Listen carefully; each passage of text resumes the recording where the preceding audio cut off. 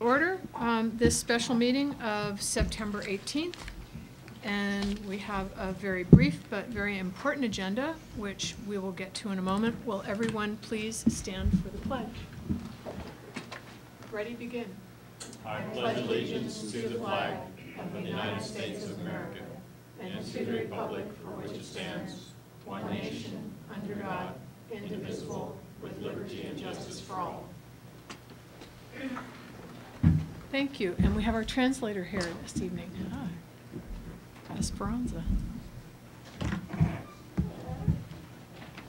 Buenas noches, mi nombre es Esperanza Villegas y estoy aquí para ayudarles a traducir. Si alguien de ustedes necesita ayuda, pueden venir a la parte trasera de esta sala y ahí les ayudaré. Gracias. And if anyone is in need of a headset, as indicated on the slide, assistive technology is available. C4 is announcement of closed session action, and there is no action to report. Do you have speaker slips for public comment? Yes.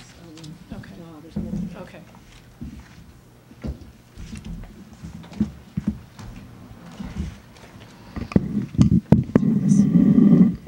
We have David Holmes, followed by Frank Anderson.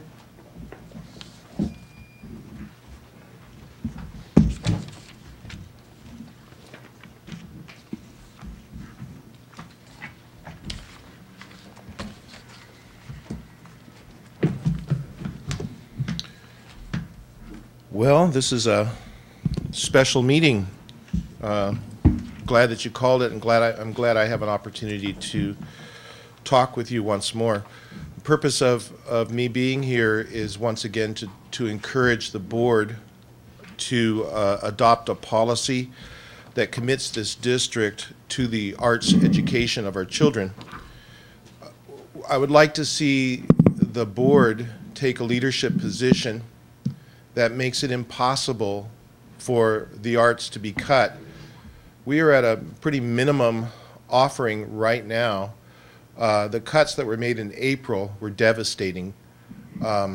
We need to get back to that minimum offering that we had, where we had teachers in drama, vocal music, and instrumental music at all of the junior high schools, where we had elementary school music covered by 3 teachers. The effect that it's having on our high school programs, I think, is very telling. Maybe not so much in numbers, but definitely in skill levels. This is a community rich in performing artists, really rich. There are literally thousands of careers for our young people if they know about them in the arts. All you have to do is open any program of any professional theater in LA or New York and take a look at the number of jobs that are there. They're not all about actors, and they're not all about, first trombone, whatever. It's about learning to love the arts. We have kids right now that haven't been exposed to the arts. They don't know what's out there. They don't know what they're missing. So I asked the board to develop a policy, and I'd love to sit down with you and help develop a policy that would make this district stand out among California school districts, where we're making a statement that says we value the arts. We know how important the arts are for our children. I'd like to see that happen before I leave this profession. Let's get together. Let's figure it out. Thanks. Thank you. Frank Anderson.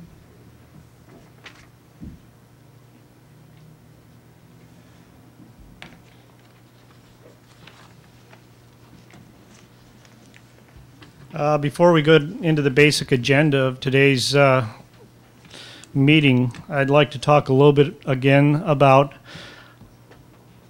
prior notice and prior distribution of information. I went on the website today to try and find out what we were going to be looking at tonight. I found a little notice that said, well, if you go down to the school district, you can pick the thing up 24 hours in advance or the day of the meeting. This doesn't give the public a whole lot of opportunity to take a look at what we're going to be discussing, especially when it's something like this. The idea that we could actually get some meaningful information out of a packet of information like this in 3 minutes before a board meeting, or even I came here 15, 20 minutes ahead of a time to take a look at what the information was. A packet of information like this distributed 3 minutes before a board meeting, or even a day before a board meeting, and not even distributed on the website, makes it extremely difficult for the public to have any input at all. And you're just shutting us out of the process by doing that. So please, please, please, 2 meetings ago, I brought this up. At that meeting, I had someone from the district office come up to me and say, we will be giving 72 hours on all the material that we present. It is not happening. It is not happening, even if it is happening for the board members, it is not happening in a fashion that's friendly to the public. The public needs to be part of this process. The public needs to have this information. I urge you to pass a motion that says we mandate that this stuff gets out there because the commitment of the staff is not happening. It's just not, and it's wrong. Thank you.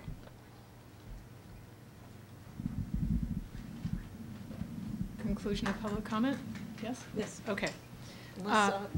You know, we have, since we're in a new setting, is there any, did I miss any? No. Of course, okay, it's hard to tell. Okay, then we are on to our conference agenda. So clearly no action will be taken this evening, and there are a total of 3 items. D1 is the first reading of the Santa Barbara Teachers Association reopener proposal.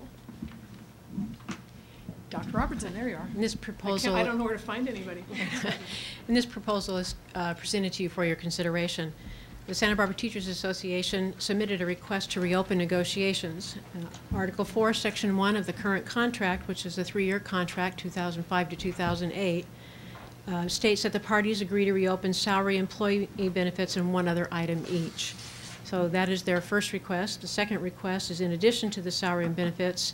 The other item that the association is requesting is for us to talk about the president's release time and how the position is funded.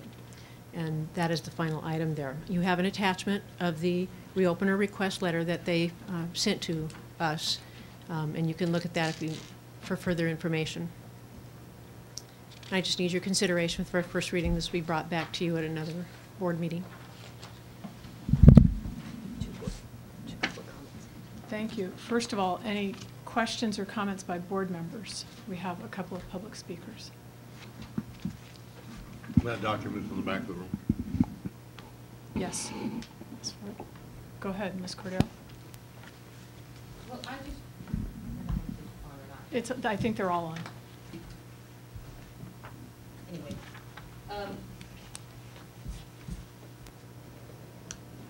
I just wanted to point out something that had come up, and that is the use of the language bargaining under false pretenses, that I think we agree, at least I'm assuming that we all agree, given the information that we now have, that the information that we were using to bargain with was inaccurate, and maybe even grossly inaccurate, as the article, as the letter states. But I don't think that we were intentionally being false. I don't think the district was intentionally presenting false information, which I think is implied with this language, that bargaining under false pretenses. So I just think that we probably wanted to clarify that. I know that, Ms. Harder, you had... You beat me to it. That's fine. I'm okay. Sorry. That's okay.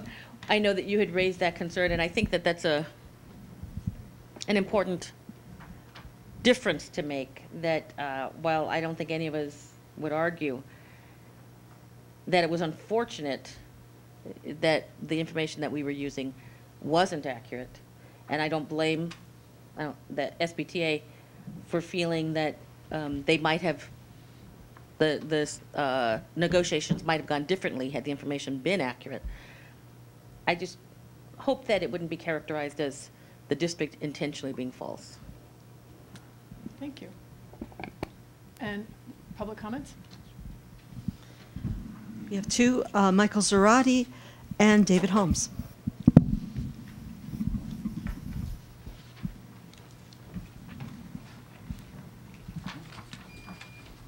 Board and Dr. Sarvis. I think we need to remember that if you roll back to your negotiations, that all three parties to this negotiation knew what the results were going to be. That the three parties being the teachers union, the district office, Dr. Sarvis's people, and the board, they all knew we have declining enrollment, which means less revenue, and they knew that if they raise the pay, which is what, 85–90% of your budget with all the fringe, that the illogical result was going to be a cut in personnel. Now, so therefore, these budget cuts that I am absolutely opposed to for various reasons, you all knew they were going to happen. I think the board, though, has to stand up and take the blame for not cutting administration. They made all the cuts in the classroom, which means, again, that the parents and the students are not represented and are hurt by this. And also, and I don't want to, by citing your budget material, all 215 pages of it, I don't want to give any assurance from me that I think your numbers are right. But if you do look at your numbers, when you go out to 2009, 2010, you are projecting a $1.9 million shortfall of having a 3% reserve. And you're not even expensing anything towards the $18 million medical liability. So I don't think there's any money to renegotiate.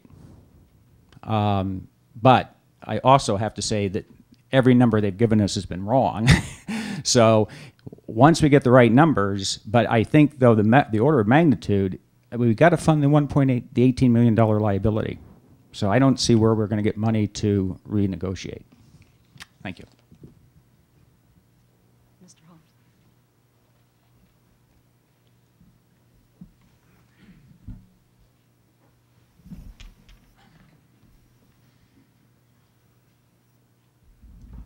Hi, David Holmes here again.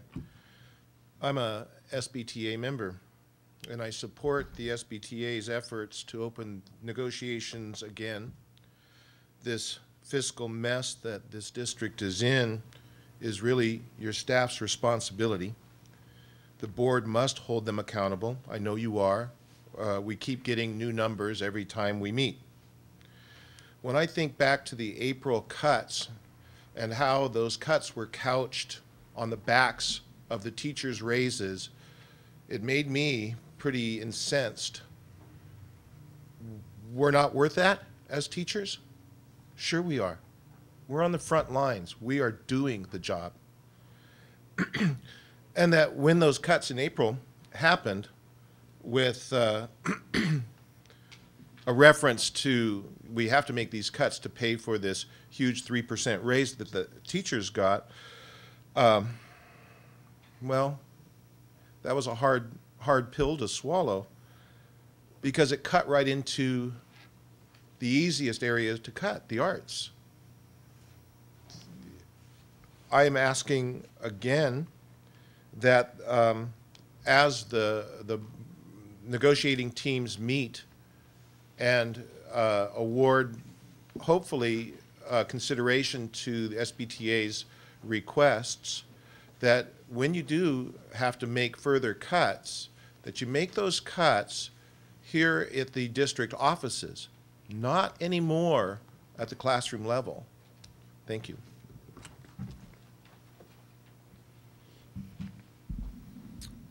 Okay. Any further comments on item D1? And as I indicated, this is all conference agenda. There's no action to be taken. I wanted to Dr. Noel? comment on one thing, and that's on the size of this document. I calculate it must be about 5,000 lines of accounting lines of accounting information to read and digest. And I have always had the impression that boards, maybe we're just not an important enough board, but that boards read executive summaries. And boards didn't get presented with massive technical documents. And then I think, yes, but I'm one of the ones who ask for detailed information. That exactly is the crunch, that when you have low confidence in the summaries, you want the data, and yet you don't want to take the time, and you shouldn't have to take the time to go into the great details.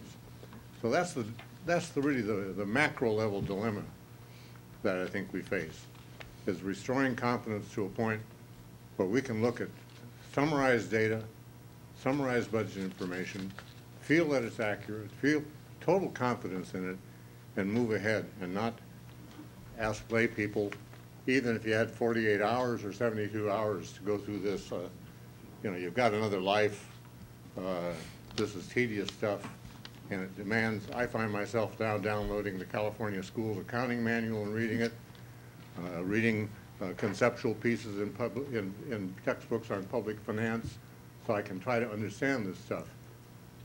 I don't want to learn that kind of thing. I want to deal with improving instruction, improving academic achievement, especially for kids who are having a hard time. I don't want to do this, and I really hope we can get through this and get back, go ahead to a point where we're dealing with concise, to-the-point summaries in which we have 100% confidence.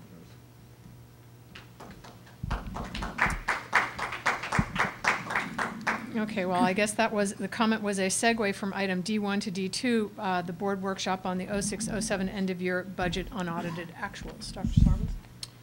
Well, the purpose of tonight's workshop is to do just as you said, to provide plenty of advance study time so that you're not getting these materials on Friday afternoon. By the way, they are available here in district office Friday afternoon by the end of the workday, which is well over 72 hours in advance.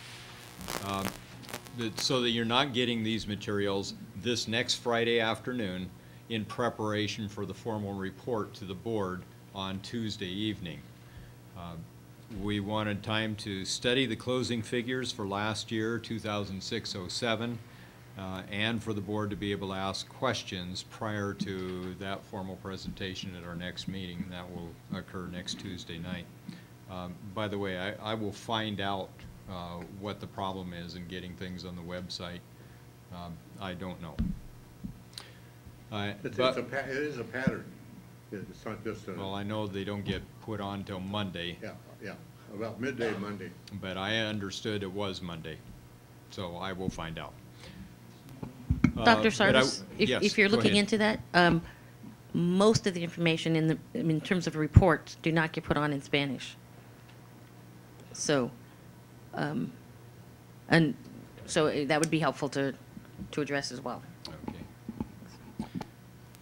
I would like to have Ed Diaz, our Assistant Superintendent for Business Services, introduce this item, and introduce Shirley Corp as our Director of Fiscal Services. Thank you, Dr. Sarvis. Members of the board, good evening. We have before us this evening a quite voluminous document. As before mentioned, it's actually two documents. The document that starts with page 32 and is in a letter-sized paper, that's the actual SACS report that's going to be filed with the state. These are the unaudited actuals for the fiscal year 2006-2007 that we'll be bringing to the board for action next Tuesday. That's a draft of that document. In fact, page 32 will list just the remaining items that have a X that need to be sorted through and analyzed. They won't in any way change the information you're going to see tonight.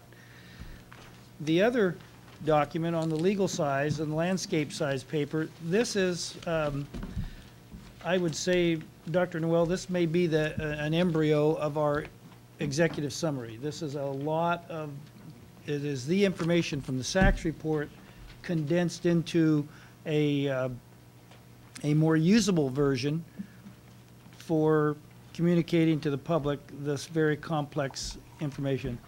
This is all the outstanding work of Shirley Corpus and her team, and it is our intent as we move forward on the reporting process throughout the year to conduct this workshop type of session before each time we bring you something and ask you to act on it. So I'm going to ask for your patience and bear with this. This is our first time out of the block with this format. We will want to find out if we can make it simpler and more summarized. So I agree with the comments that I've heard everybody make. So this is going to be our first try out at this. And Shirley Corpus, our Director of Fiscal Services, is going to be doing the presentation.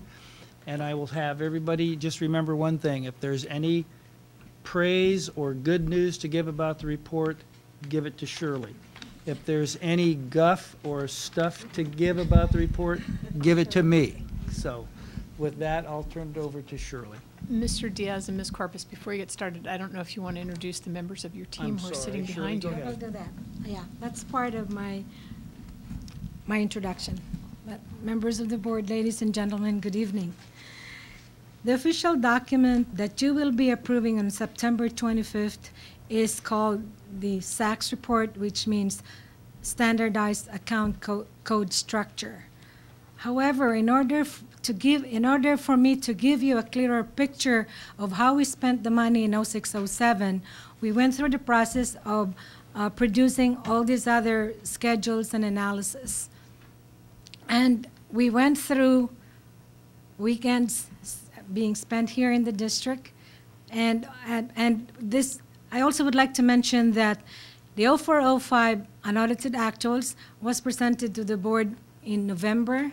The 05-06 was presented in October, and now we're having this workshop in September, which is 1 week earlier than the actual approval, which will be on the 25th. And this is possible because of the people that helped me, my team. I call them the year-end closing team, and I'd like to introduce them. Of course, there's Patty Pimentel. Patty has been with the district for about 23 years. So she is the glue in fiscal services. Romy Pakawan is new. He started last year as a bond accountant, but because of his background, he's a CPA in the Philippines and has been through, he is an accountant. He has helped us a lot in the analysis and in analyzing the, and correcting all the journal entries and producing the reports also. And also, I have another behind-the-scene helper. Her name is Neddy Cruz. She's on a consultant basis right now. She's a retired Assistant Director of Fiscal Services at the Pasadena Unified School District, where I came from. So with this team, we were able to put this together. It's not perfect. There might be some, you will find some inconsistencies, but I can explain that. So I will walk you through the different pages, and as you can see, I'm already nervous as it is. So if I can just go through all the pages, and then maybe I will answer the questions later, because maybe some of the questions that will come to your mind, I will probably be able to address them as I go along. Okay, so now let's go to page 1. Page 1 is a summary of how we spent the money last year in 06-07 and how much money we received. So total revenues in unrestricted is $98 million. Total expenses was $85 million, and the net change of 13, with other financing sources and uses of 789, and the contribution of the unrestricted funds to restricted of 10 million, plus the beginning balance of 3 million, we ended up with 5,528,000 as ending balance for this year. The restricted was 32 million in revenue, $38,000 in expenses, and other financing sources of $573,000, contribution from the unrestricted side of $10 million, and the beginning balance of $3 million, again ending up with $6.6 million in unrestricted. Total ending balance combined for general fund is $12,157,000. Below is the breakdown of the components of the ending fund balance of the unrestricted portion. Okay, we have the reserve for revolving cash of $9,000, stores, reserve for stores of $190,000, 3% reserve for economic uncertainties of $3,750,000, reserve for the carryover sites and district carryover of $405,000, which brings us to an undesignated portion of $1,173,000. Okay, now let's go to page 2. Page 2 is just a comparison of the 3 years. I decided to give you what happened in 05-06 just for reference, and then the unaudited actuals in 06-07 and the adopted budget for 07-08. At least that gives you a snapshot of the 3 years. I'd like to mention that when we give you the final on the 25th, there will be some minor changes on that. As you can see there, the audited actual, 05-06 is entitled audited actuals. That should really be unaudited actuals because the audit adjustments are actually booked in the following year.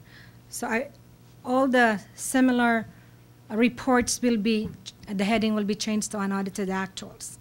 Also in our presentation, in our revised report for the 25th, we will be showing you the audit adjustments, which will, as you can see there, let me just go down. In the middle of the page, there is an ending balance in 05-06 of $6,613,000, and that is supposed to go to the next page, and it will be the beginning balance of 06-07. Next page, not next page, next column, beginning balance of $6,160,000. The way the correction on that is I will have to show the audited actuals because our auditors audit our books after we present to you the unaudited. So I will. I'd like to make it clear. If any board members are having a hard time finding out where we are or figuring out where we are, please stop Shirley. And say, and then you can let's ask take a me, look. Dr. Nguyen. We can point it out on the screen. Helpful if somebody used the pointer too. Oh, okay. So I think over to Ed. Dave and I can. Okay. There Shirley- you go. That's the amount that I'm talking about, Dr. Noel. That $6,613,000 was the unaudited ending balance of 05-06. And then if you look at the next column, the $6,160,000, Dave, that is the audited ending balance. Audited ending balance of 05-06, which is the beginning balance of 06-07. So there's a discrepancy in there, but I will be adding another line to give you the amount of the audit adjustments, and that equals to $453,737. So that will be one of the changes that I will do when we do the final number. And that amount is really in the audit report by VTD. Okay? So, again, on top, total revenues in 05-06 was $119 million. In 06-07, it's $131 million. And for 07-08, we are projecting $119 million. Okay, and right there on top. And I would like to address the big change between $130 million and $119 million for the revenues. That's because in 07-08, there is an accounting treatment change of the property tax that we transferred to the charter schools. that's equal to 5.8 million. In 0607, we were reporting it as part of the revenue limit, and then the transfer is reported as part of the expense. They in the 120, you know, if you look at total expenses, that's also higher, 123,000, I mean million there. That's because it includes also the transfer. Okay, and that's the other outgo line. How much did you say the difference was? In 0506, I mean in 0607 and 0708, it's 5.8 million. And then, and as you can see, it's about 10 million difference in there, or 11 million. We have one-time revenue, one-time state revenue that came later during the year. And so it will be part of the budget for 0708 because we did not spend it all in 0607. That's about $3 million. And also, we normally do not budget for the donations. In 0607, we receive a total of about 2.8 million in donations. It's not part of the 0708 budget. Okay. So, and the format is basically the same as the first one. This is just more detailed. The revenues are more detailed, and then the expenses. And also, the other correction that I need to make is that, Dave, if you put your light on that side carryover in the lower left-hand corner, yeah, that is supposed to be the undesignated portion, because the side carryover is 405,000 only. So that's just a typo, and we need to fix that also. Okay. Now, Ms. Corpus, when you say site carryover of 405,000, it's identified later, and I'd have to, as being lottery savings. Right. Okay, okay. Right. That's the monies that the sites have not spent this year for their collateral allocation will carry over to the next year. But the source is the lottery. Right. Thank you, okay. Right. And The source is lottery. The 1,173,127? Is the undesignated, and so it was just a What does that typo. have to do with site carryover? No, it's not site carryover. That's why that's the other correction that I will have to make in the final one. That should be called undesignated. Because I thought, if the sites are holding all that No, money, no. I know where we go. Yeah. Okay. And so this page 2 is the combined unrestricted and restricted page. Page 3 is basically the same information, but it's only showing you the unrestricted portion of the general fund. Okay. And in this, so we will, I mean, I don't have to go into details on this. And then the page 4 is the restricted portion of the general fund, which is just, more detailed. Why don't you see if any board members have questions about page 3? Yeah, if you have and questions go so ahead and far on this 3 describe pages. what it is generally. You do? Okay, Dr. Noel. Could you go back to the contributions to restricted programs and help us see how we trace that, how we unpack that $10 million? Yes, that's actually on page, the detail of that is another page. Page 13. Page 13, Dr. Noel Well, breaks down the contributions. Maybe we should wait till we get to that then. Well, that's That's okay. fine, That's I can- easy. I can answer that. So, I'll wait. I just- you'll wait. Oh, okay. Can I ask a quick question now? On page 3. In this section, it says for the adopted budget for undesignated for 0708, it has it at 5,936,000, but at some point, that's where you're taking out the revisions. No, the 5 million,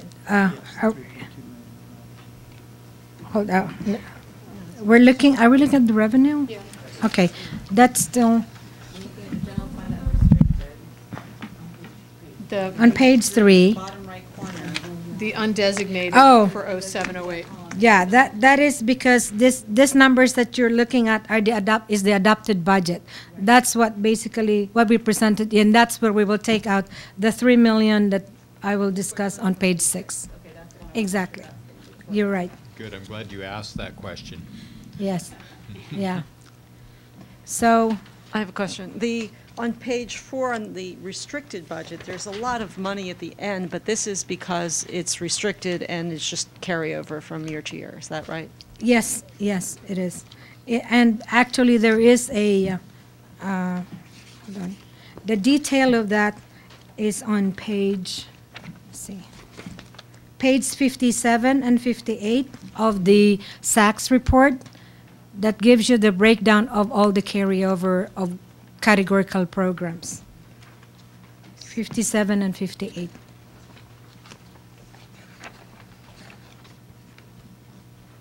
Why don't you go back to page 4 then? Okay, yeah, the page 4, and it is labeled reserved for legally restricted balance because that cannot be spent for anything else but for the purpose of that program. And it's, yeah, that's why it's restricted. Okay, so, yeah, if you look at page 57 and 58, you'll see all the programs that were not spent, that carried over to the following year. Okay, so now can I proceed to page 5? Okay. Page 5, I just thought that I'll explain or show how different were the estimated actuals from the unaudited actuals. If you look at the bottom line, we were only $93,000 off. If you look at a budget of 100 million.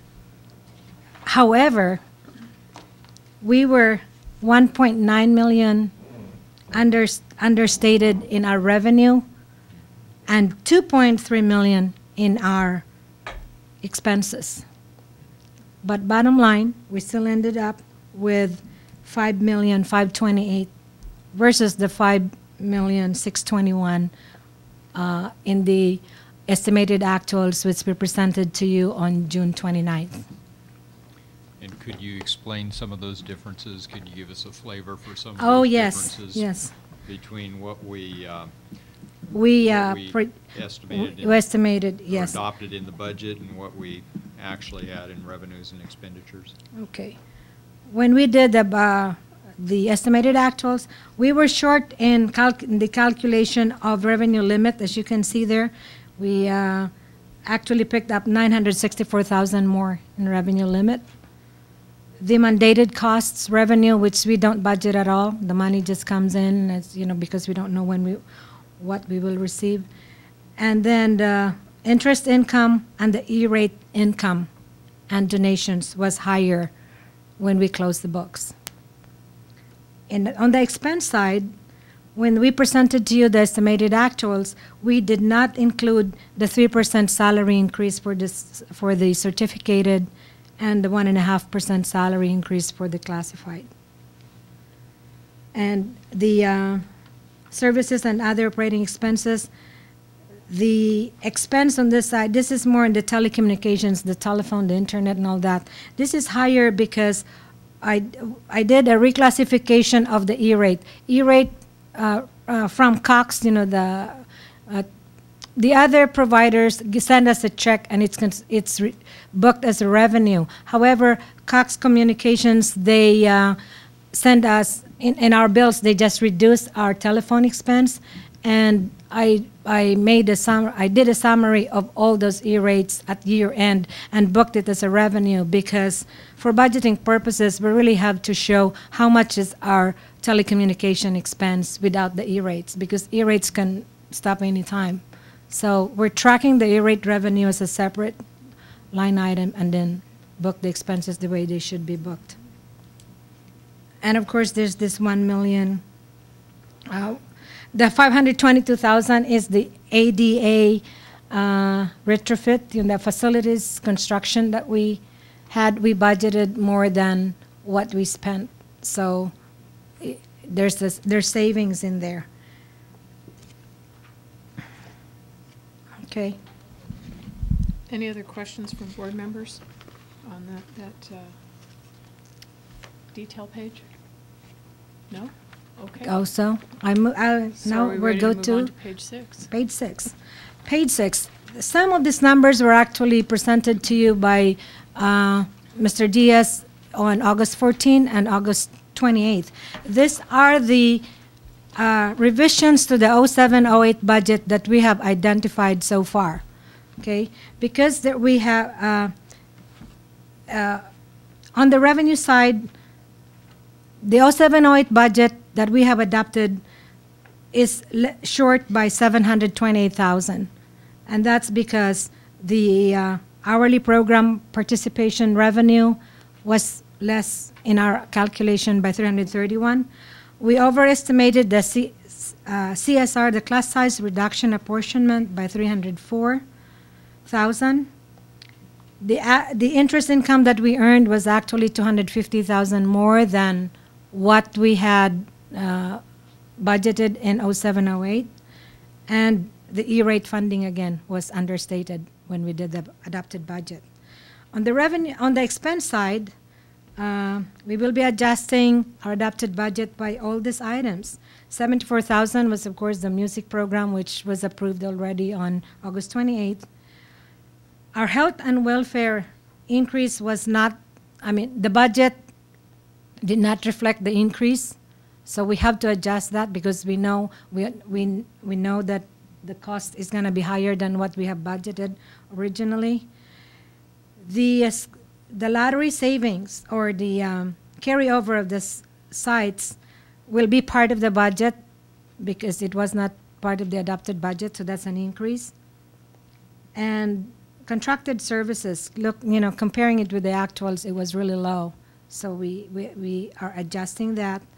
And the indirect costs, because we have more carryover in restricted than what was originally budgeted, then the indirect cost will also be.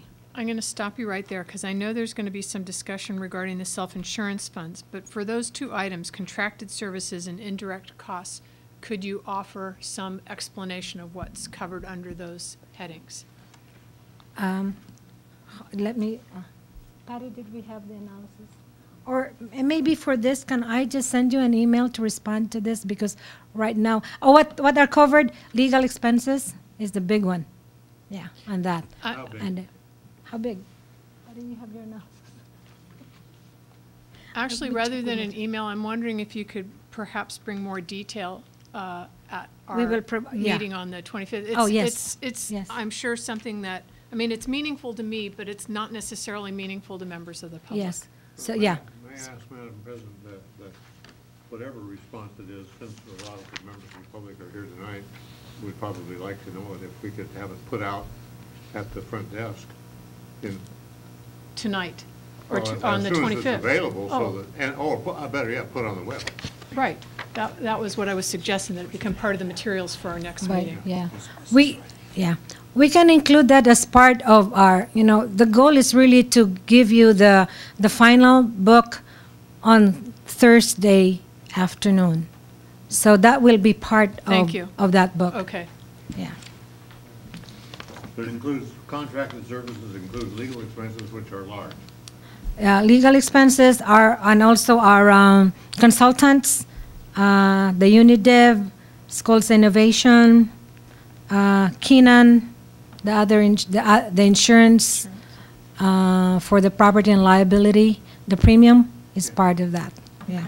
Well, that's part of the contracted service? That's part of the, contracted services. Or other, it's called other operating expenses and services. But I will give you the detail.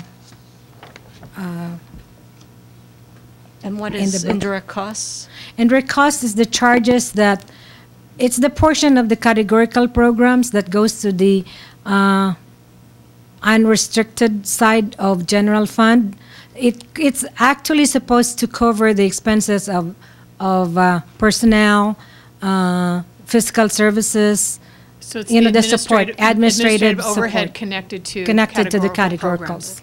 Yeah, and there's a rate that the state gives to us for 05 for 0607, it's 3.18%, and then for 0708, it will be 4.56%. Well, I'm confused. That would be revenue to. Yeah, that would be revenue to the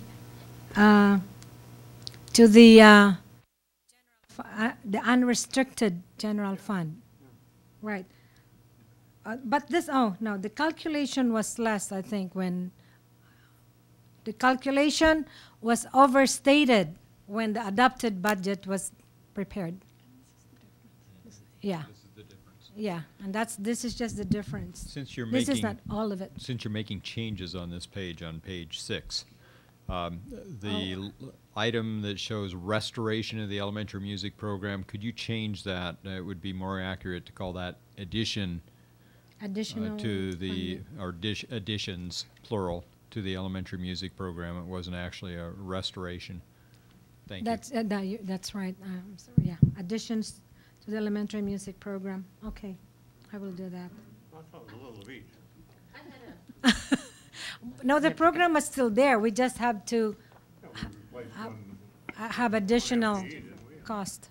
See, I mean, to my mind, it's different because the program was reformulated in order to capture the grant funding that was available. So it's reaching every single fourth grader. But you're right. I mean, we could put additions, whatever. Right, right. Well, when historians read this. It's not the same program. Okay, and also, Go oh, ahead, I'm Mr. sorry. Bear. I'm sorry, I just had a question about the school site lottery savings carryover. What is the explanation for why that is such a large amount? The school sites, this is supposed to really read school site and district lottery carryover, because the school site portion of this is only about 100,000, and then the rest is the money that's withheld in the centralized service in the district fund. It's supposed to go down to the fund ending balance, but because right now our ending balance, we can meet our 3%, we left it at the lottery category. So there was, when we allocated the lottery money received from the state, about 400,000 was not all allocated to the site. It stayed in the general, in the district portion. But we did not spend that all, because the purpose of that is because in the prior years, we are not, we needed additional money to meet the 3%. So we're saying, okay, let's get it from the lottery also, because lottery is unrestricted portion. But since the 000 resource, which is the unrestricted, is enough to cover the 3%, the lottery money stayed and it wasn't spent. So now, next following year, that will be also budgeted based on the needs of the district, because that is also unrestricted or undesignated. Lottery for sites is only about 30,000, I think, for elementary, and 70,000 for secondary. That was not spent last year. Okay, well, I understand that, but it's a little, I think it's a Confused. little troubling to have that amount, but, okay. I understand But, your yeah. explanation, thank you.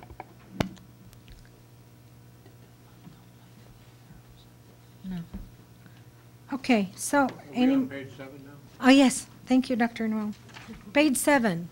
This is now the picture of the 4 years after we have determined what our undesignated portion of the ending balance is supposed to be. Okay, I will explain the 1,173,000 versus, as you may recall, we brought to you 135,000 on August 28th. Okay. The addition to that is the reversal of that $650,000 workers' comp. We did not make the transfer. I was advised wrong. It should not have been the reserve for workers' comp is being maintained by our JPA. So we do not have to provide for additional funding for that. So that's part of the increase. Also, on, I want to really make sure that I understand this. Dave, Where does that show on page 7? okay, the 1,173,000, Dr. Noel, which is at the very bottom of the page. Yes, undesignated portion. I just want to clarify that when we gave you the update on August 28th, that 1,173,000 was 135,000 only. I think there's a that was the page that we presented to you on August 28th, and we said, yeah, we will only have 135,000 at the end of this year. Now it's 1,173,000. And how did it get there? Because the 650,000 transfer should not have, I mean, it was part of the August 28th numbers. We reduced the ending balance by that amount.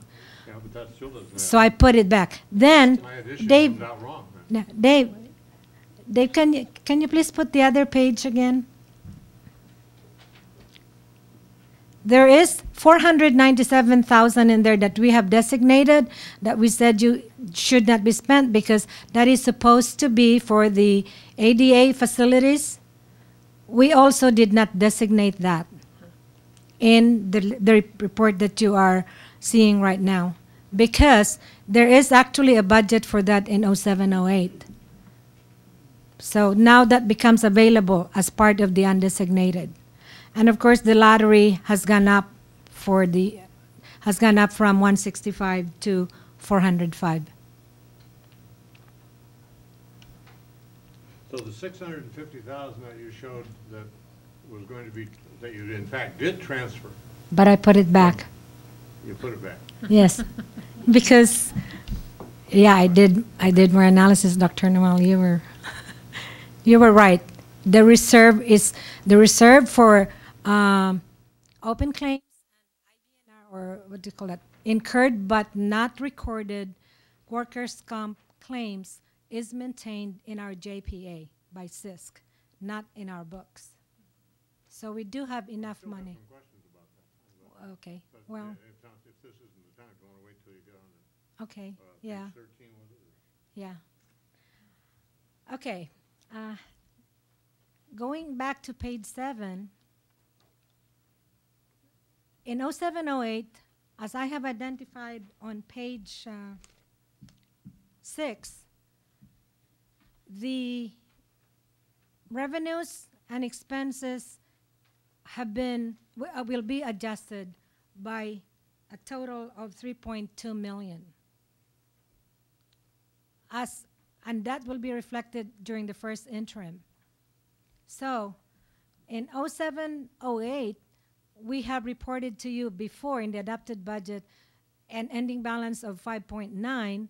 That 5.9 is now 2.7, which on August 28th was 2.9.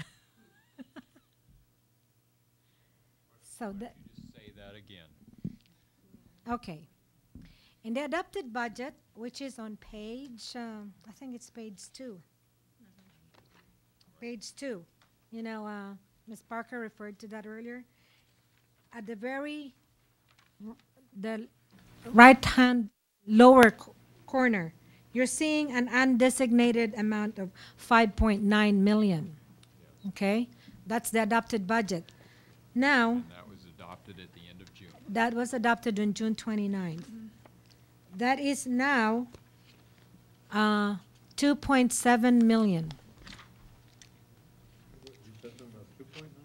Okay, yeah. And the August 28th report, Dave, can we put that back again? August 28th report. We said, oh, your undesignated amount for 0708 is 2.9 million. But we have not closed the books at that time. That we're just bringing you the progress as we go through the year-end closing process. So now that the true number is 2.785. $2,785,572. We're able to meet our reserve, and that's 2.35% more than our reserve. I'm quoting you, Mrs. Corpus, the true number. The true number, based on our year-end closing that we worked so hard on, Dr. Noel, is $2,785,000. This will still be subject to the audit by our external auditors. But these are the reports that they will look at. We will submit this to the state, first to the county and then to the state. I have a question on this. For the number that's on page 2, Okay. $936,277, I thought that I would be able to, where did they go? That I would be able to add in the identified revisions, the revenue, that $728,427 from page 6, and then subtract $3,940,341 and get precisely the number in the center column. And it's close, but it's not precisely the same. So what's the? I don't really. Okay. I have to get back to you. Okay. That's in what accounting, close doesn't count. Yes. But it's 2.7 million, but there are some, it's off by. Oh, you know what? That's the calculation of the reserve for economic uncertainties, because our basis for the 3% changes as we add more expenses. Gotcha. Yeah. Right. Hey. Yay, Yeah. Shirley. Thank Yeah, you. Shirley. Okay. Now, we would like to bring to your attention again that at the end of 2009 and 10, if we do not reduce our expenses or increase our revenue, we will not be able to meet our 3%. This is exactly the question I had. And I look at that table, and I go across from column 2, 3, and 4. I see projected revenues increasing only a tad in the second year, and then being zero at the basically, yes, that's right, there. And I see expenditures increasing by about 2.9% in the first year, and then 1.3%. And then I get down to contributions to restricted programs. About no increase the first year, but a whopping 10% increase between 08-09 and 2009-10. And I need to understand that better, because I come at this in kind of a simple-minded way. I say, well, if we're projecting flat revenue, we shouldn't be projecting increasing expenses.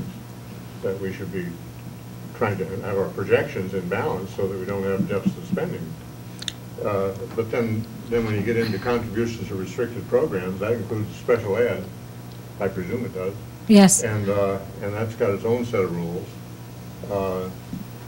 And I can't single out on that line anyway, there's a special ed component.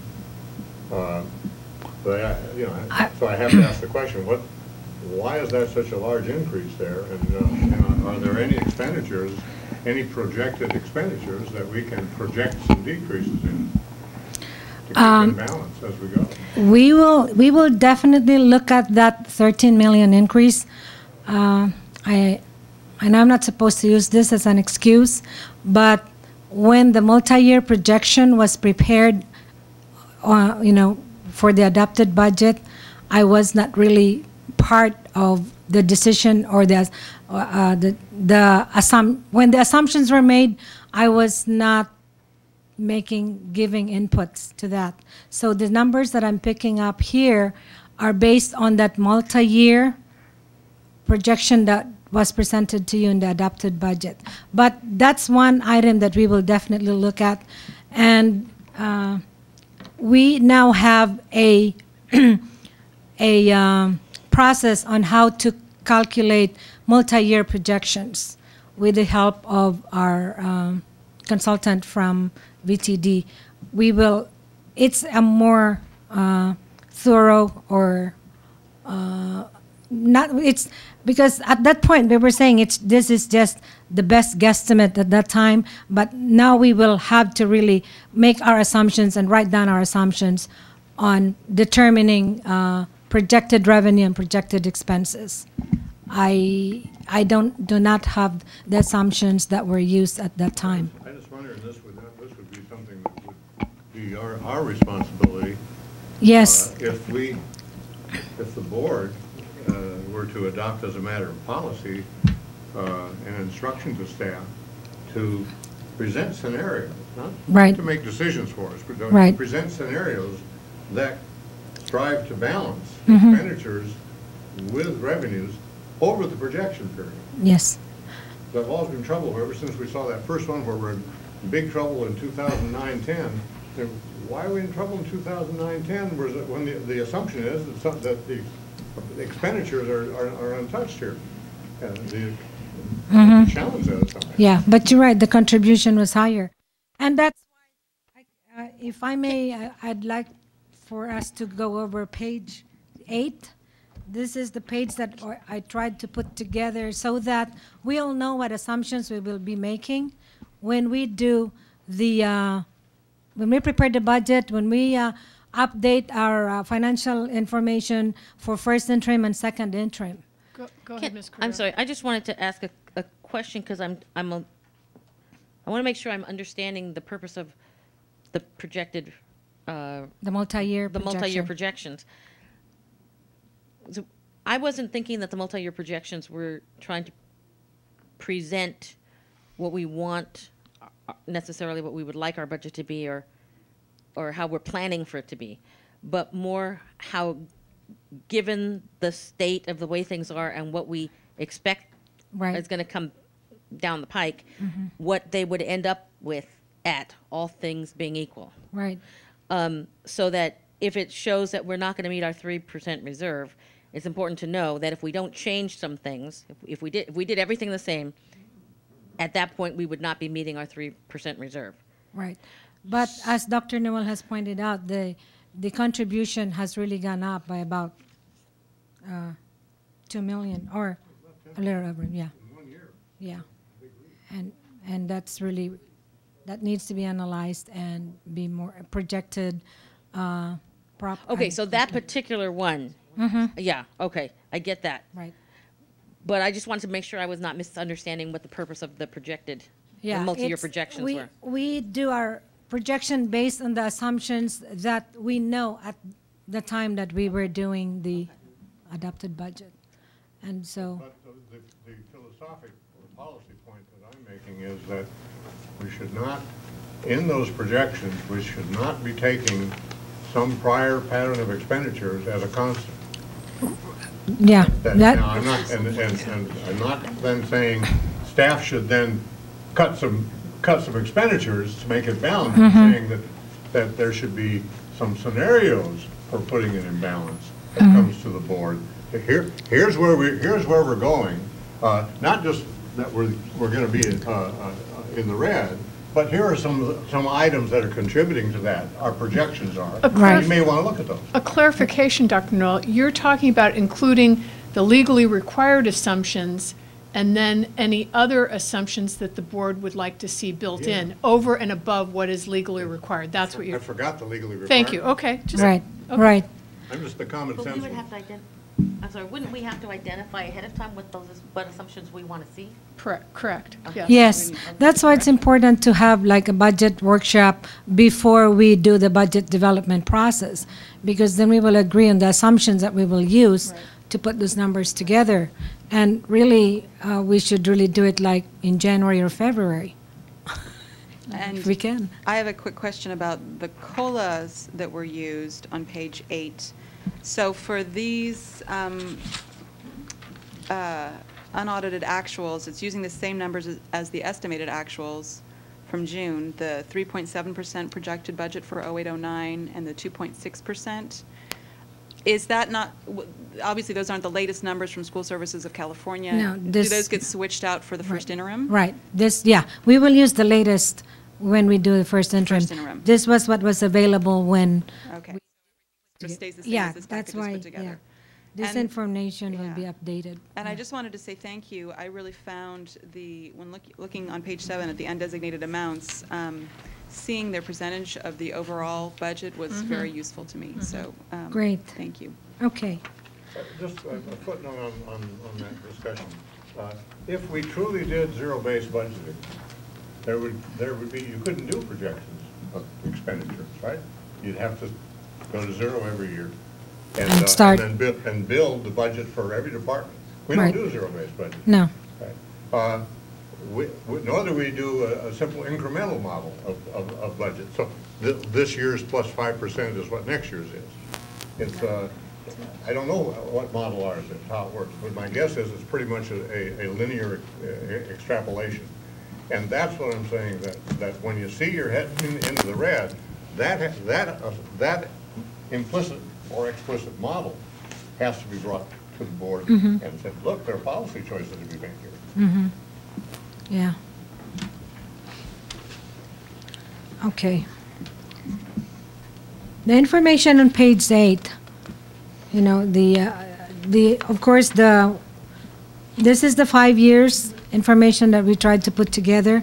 0506 is what has already, these are the numbers.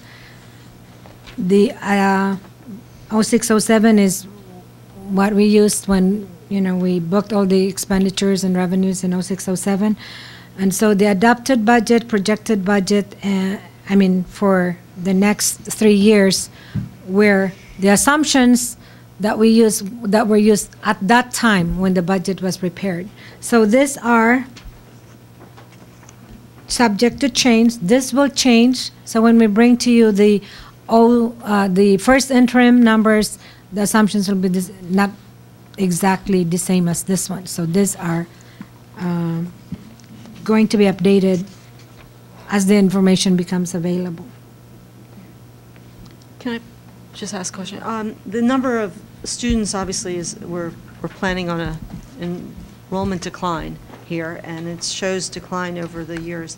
But the number of teachers, is that what the FTE is referring to here at the bottom? Is Right. the number of teachers Right. actually stays pretty constant? Well, that was the assumption that was made. Really, a more detailed analysis should really be calculating how much is the FTE, what will the FTE be if we have this reduction decline in enrollment. So, like I said, those were assumptions that were used at that time. Obviously, Actually, the figures I found interesting were enrollment versus ADA, and you see the impact of absences. Right. And it's pretty startling. You know, you just take, the one of the $6,600 times, 50 students. That's a lot of money. Yeah. Yeah. If we can increase the ADA even just by 1%, that makes a lot of difference in our revenue. Oh, I also want to correct the enrollment for 0607. This 10,210 will, it's supposed to be 10,316. I will correct that when, in the final. The 4,962 is supposed to be 4,568 because we include, in the elementary side, I included by mistake the charter school. It should not be part of that. Okay, so that will be corrected. Okay. Only unaudited actuals enrollment for 0607. So the 10,210 is supposed to be 10,316, and the 4,962 will be 4,568. But does that change the total ADA? No. But it I will just- change for the adopted budget of 708. I presume that 4863 should be a lesser Yeah. number. Yeah, but For when we do enrollments. the adopted budget, when we do the revised budget, we should have the 2007 C beds by then, and that's what we will use. Great. these are just estimates. So we will use the seabeds information for the first interim report. Okay. So pages 9, 10, okay, page 9. Oh. Bottom line on 8. Bottom line on 8. Those numbers represent the premium? No, these are for workers' comp? Yes. Increases in premium. It went down based on, yeah, from, and again, these are provided by our JPA. Yeah. Okay. Page 9, 10, and 11. This is a more detailed listing of the revenue by category or by the type of program that the state is giving to us. First part is just the unrestricted. Unrestricted is the revenue limit. Then we have the state lottery, class size reduction. Those are all the unrestricted monies that we receive. But we're on page 9, Dr. Noel. Yeah. Well, Yeah. This is, when you list by resource, that means by the source of the fund, does it not? Yeah, Okay. right. I The was source of Describe it. I have just one quick clarification, and that's under the resource description 9010. Oh, yes. Is That that is a- all no. private and nonprofit donations? Right. It should not be. Okay, thank you. Yeah, SB Public Foundation is not the correct Right, title. okay. It should be all donations, all nonprofit and Private donations. private donations. Right. Thank you. Mhm, And thank you. it just struck me with tremendous force that school improvement programs have been eliminated. Oh, that is now Resource 7395 because that became a block grant. They combined several resources. So that was not eliminated. It was just replaced by School Library Improvement Block Grant. I'm a cynic, though. It's a way to make funds disappear. Yeah. You bundle them together and then you take some away, and it makes it look like. Yeah. Any other questions about the details? Well, I'm waiting for page 13 Okay, before I ask one. go ahead. Consider page. Are we there? Oh, yeah. Where are If we? there's no questions about. Page 9 and page 10? 9, 10 and 11? and then on to page 12. On to page 12. Okay, Dr. Noel, again, I have to address, because I know you asked me about how are we going, is there any other way that we can look at how we spent the money? Yeah. And this is another way. Yeah, I by really giving it appreciate to you doing that. Yeah, by doing it by function. So, the bulk of our, It's really, I think I've only seen one document in my time looking at these things of the district, one report by function, and I think it was the one you gave me, that was not really circulated generally. yeah, I remember and that. yet it's built into So- the SACS system. It is. So this is how we spent the money based on the activities or the function that we have identified. I just want to bring your attention to 9100, which is debt services. The titles of these functions are defined by the SACS. So that's the money that was transferred between funds, and they call it debt services. That's transfers? Yeah, it's funds transferred from Well, what's Fund- 9,300 then? 9,300 is also interfund transfers.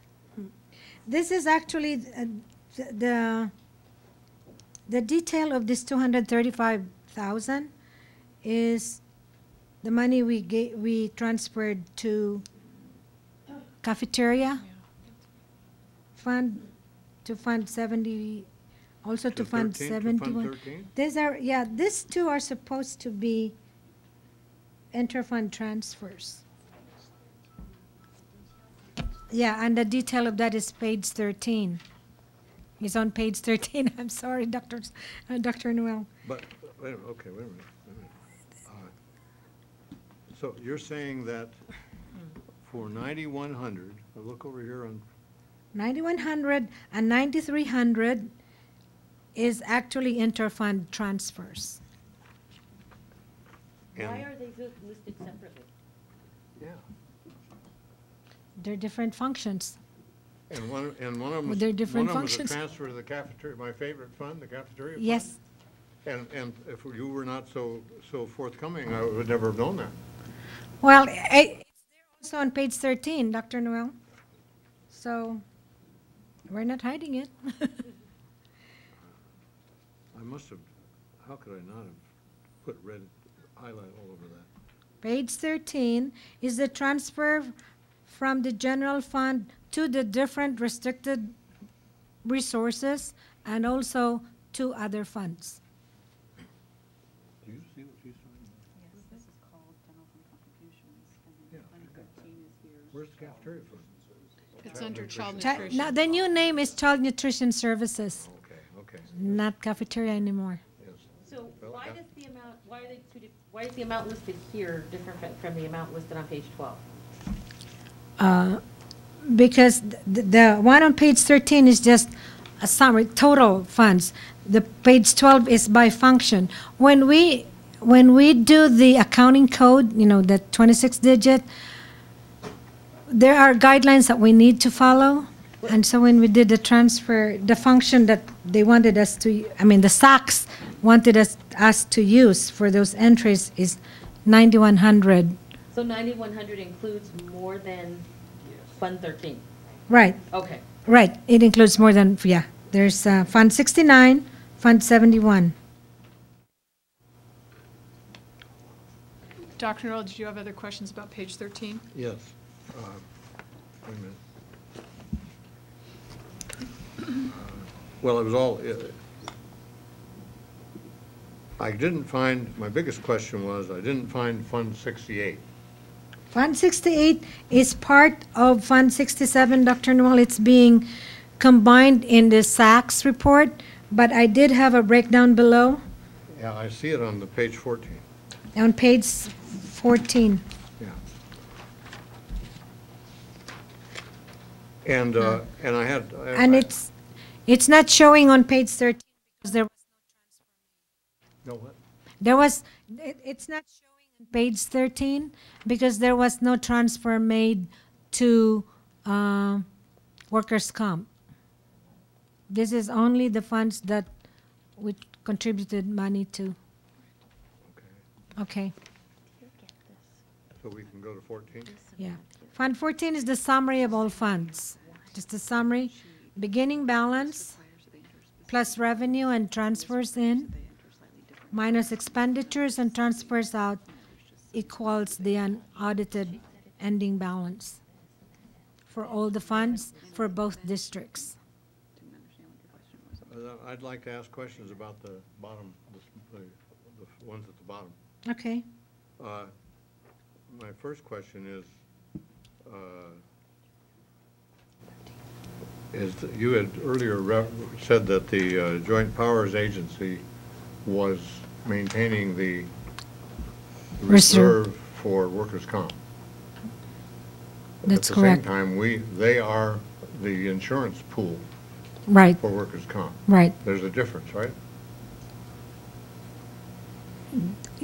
The difference between,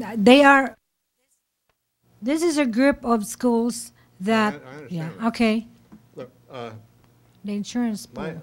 my digging has shown that what happened on the workers' comp was that sometime in before 2003, we were self-insured and maintained a fund to do, and got the yeah. appropriate actuarial studies and did the reporting to the state. It's all, that particular fund is very sensitive, very highly regulated. That at that time, it was economically advantageous to get out of that business because insurance rates were low. Right.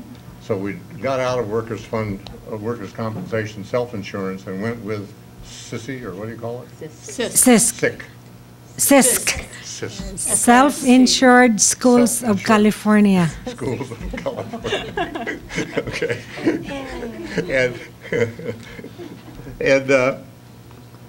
And we pay them a premium, and that's straight insurance, that if our claims exceed what we pay, that's they will a take risk care. that they have That- to absorb, and that's all based on actuarial. Right, Okay. However, at that time, when we made that transfer, there were outstanding claims from when we were self-insured. Right. And that those can run for years. right.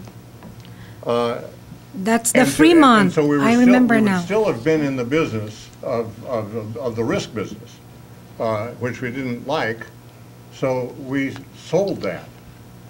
And it was called a LPT, a loss portfolio transfer. And that involved, we paid $600,000 to Fremont General to absorb that, and so we got a fixed cost instead of a risk calculation. Unfortunately, Fremont General went under. Right. We know. And at which time said outstanding liability came right back to our books. Okay. Right. And here's where when I asked you for more information, I've been digging. I haven't found a lot, but I found some stuff that Mary Stark had written.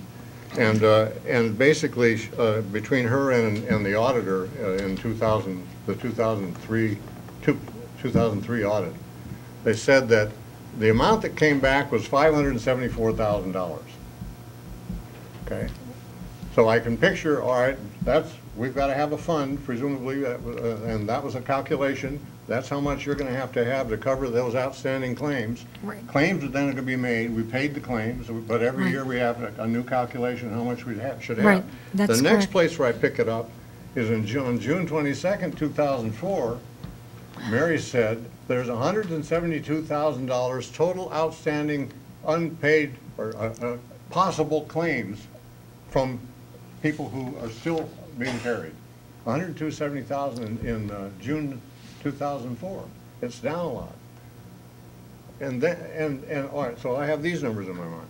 And then I have the $650,000, which now you said Was taken not, out. But then I look at this, and I see a movement of money in that fund.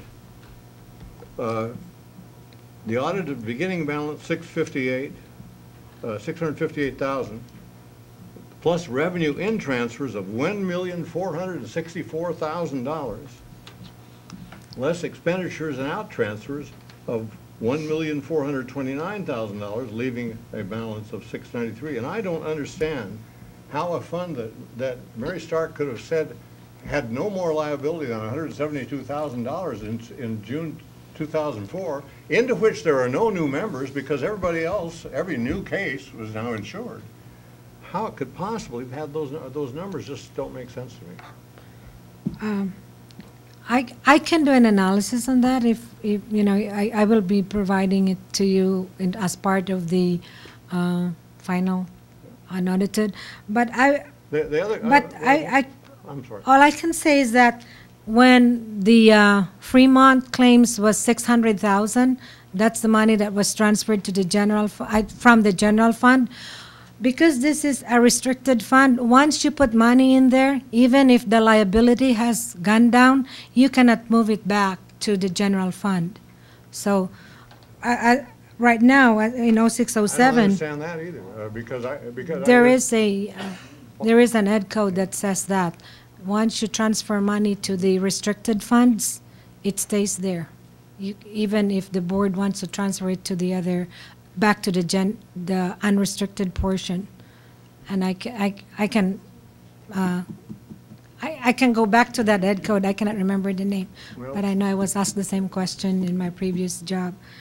And as you can see, 32,600 talks about transfers, section 32,600, 601, 602, 603, and they don't say about that. yeah, but I think it's specifically for workers' comp. The other part about this is that I'm confused when you say they're all in Fund 67, because I would think workers' comp, if it's not a fiduciary fund, it's something very close to it, because I mean this is really regulated by these are very strong legal commitments. Right. It's quite different than our self-insurance policy for liability or for dental. And I would think that it would have to be retained as a separate account. Now, is that the one that you say resides in Bakersfield or at SI? We don't Oh, the don't- school insurance, But I mean. why are these numbers on our books then? Why don't they just come as a report from them? We set up the liability based on the reports that are being sent to us every end of the year. Right, Patty? Yeah. Last point that I want to make about this. There are two documents in the records, one for 0607 in the second interim report, and one for the 0708 budget. And these are certifications with the line for the superintendent to sign that we don't have any, that our balance in those accounts are zero. Right. And that all of our insurance is, all of our workers' comp is provided for by insurance, which is inconsistent with this idea that we have a fund. Right. And I don't understand how we could be certifying to the county superintendent that it's all by insurance, when in fact we still have self-insurance liability for outstanding claims. You know, I think when we switched to SISC, the treatment of this fund should have been different when workers' comp was self-insured, based on the study that you have, on the research that you have done. So I think you're right that it should not be part of Fund 67, and it will be as a separate fund by itself because we are now not self-insured anymore. We are actually part of a JPA, which is our insurance company. Not. I get the impression there's still a potential residual few claims out there. Yeah. That are ours, that the JPA didn't buy. They're ours. They're our problem. So that's I would that's another appreciate- analysis that we need to do. I'll conclude on this. I would appreciate getting a history of the transactions in this account, so that I can put together a coherent picture and try to make sense out of these numbers, which are so really widely disparate, from 172,000 to 1,464,000. I don't understand. The 1,464,000 is actually the premium that, based on that 1.63% premium that we are of payroll. Okay, and that's being remitted to. Yeah, this is really, there's some entangling of two quite separate things here, I believe. Yes. Thank you for that historical information. Okay, the last page, page 15, or not, well, the last page for the combined district is just the dates to remember within the Santa Barbara School District's budget year. December 11 is when we will be presenting the 0708 first interim report, and first interim is the summary of all the results of operation from July 1st to October 31st, 2007. At that time, we will also bring to you the 2008-2009 budget calendar. Sometime in January, we will be receiving the first draft of the governor's proposed 08-09 budget. And then also in January 8th, our external auditor will be presenting to you the audited actuals. And then sometime in March, we will present the second interim report.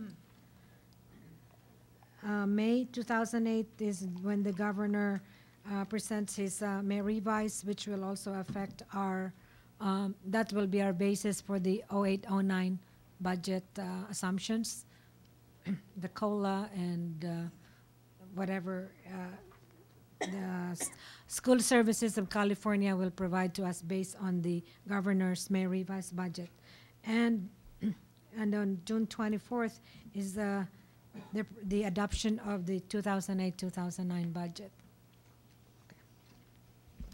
I'm going to go home and write that one on my calendar. So are you, right? I think I'll be in Philadelphia that weekend.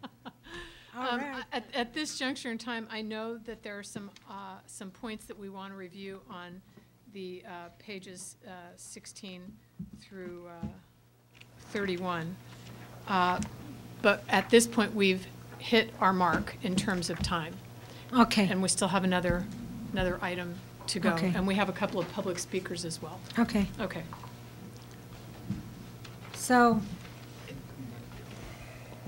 do we want to come back to this, or? No. I think that you should go through it and hit the high points. These are essentially Okay. the two 15, sets of unaudited yeah. actuals that have been separated out. Okay. Elementary and. Yeah, page 16, 17, and 18 are just, it's the same, basically, the same financial information. This is just the elementary district. The first ones that we discussed were combined. Right. And then, page 19 is just the details of the revenue, also just for the elementary district.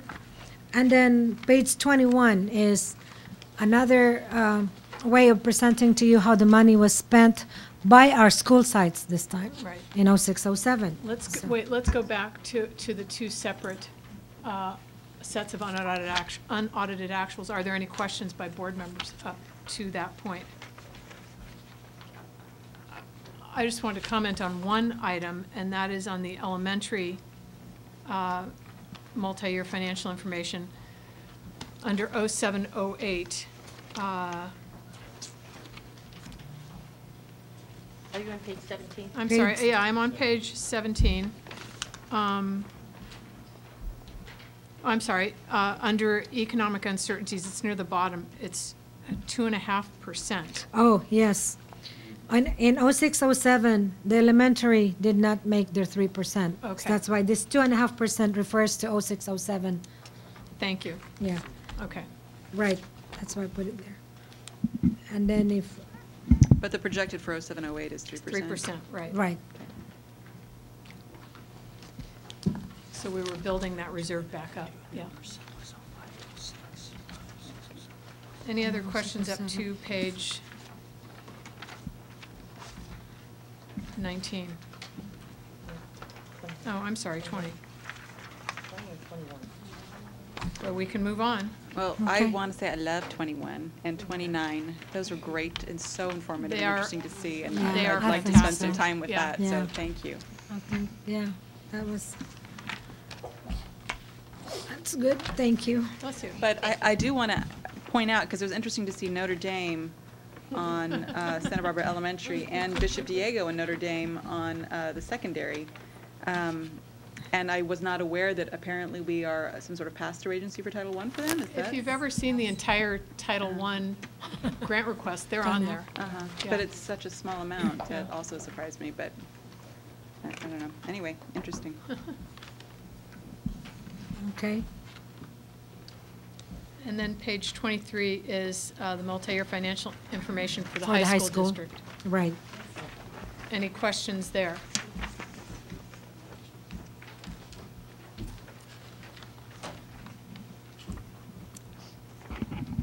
Well, I guess I just had a question regarding the projections for the salaries Where are we?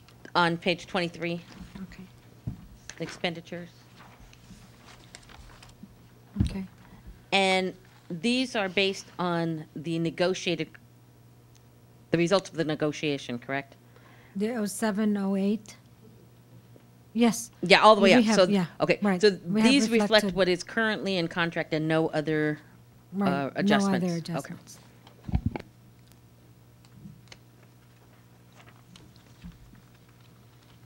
So, So that, no any questions questions? then up to the detail on page, the school detail on pages 30 and 31?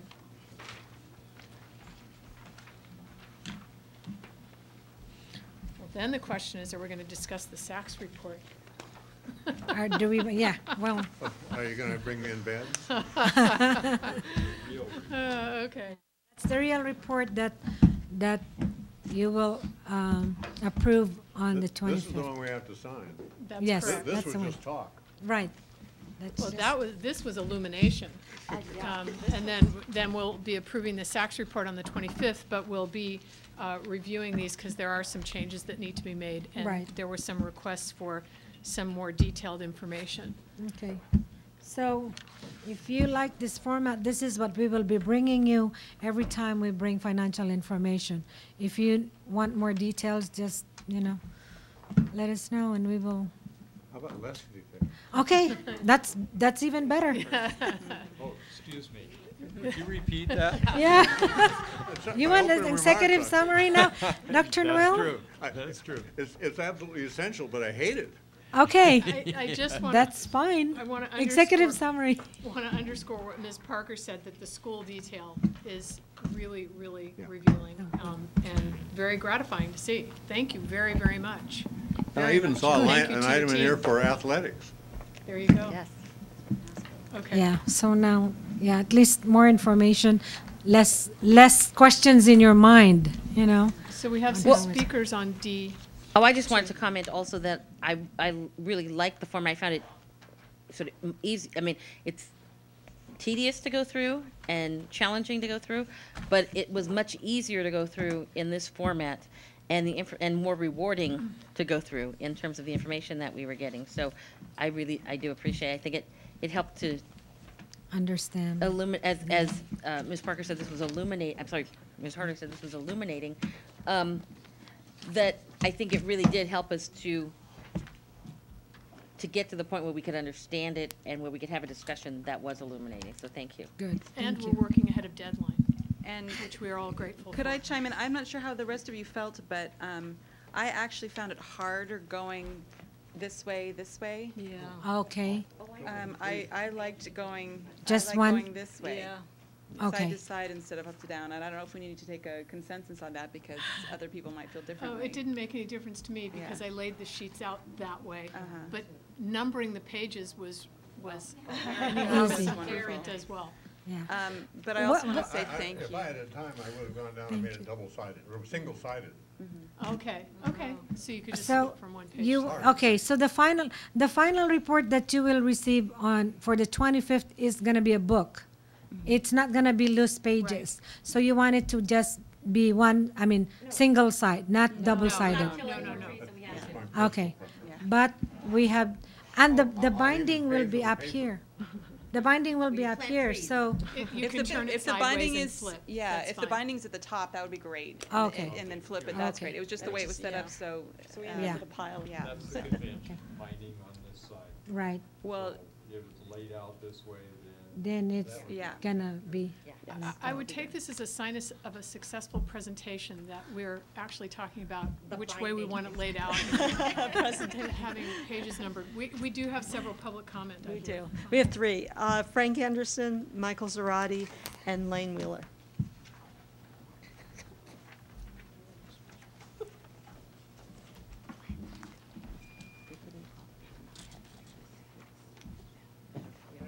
Thanks for the opportunity to address the group again.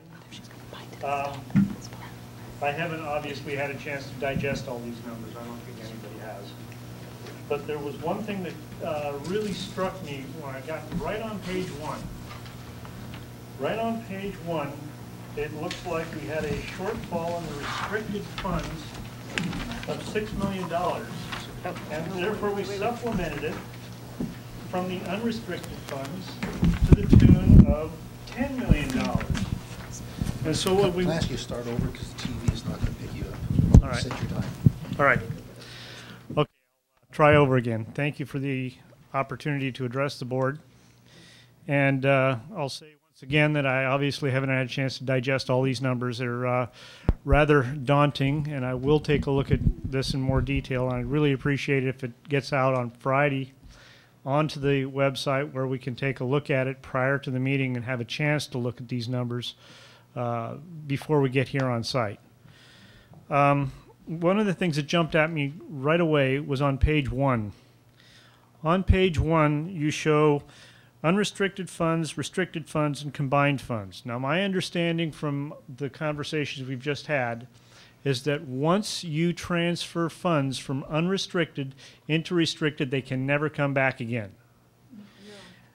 And one of the things that I see here is that the restricted funds had a shortfall of $6 million, but that it was supplemented to the tune of $10 million from the unrestricted funds, giving us a higher balance than we started with in the restricted funds, but leaving us with a smaller balance than we would have had in the unrestricted funds. Now, I understand that the unrestricted funds are the ones that we look at when we're looking at a 3% reserve. And you guys are the experts in this. I'm just pointing out something that just struck me.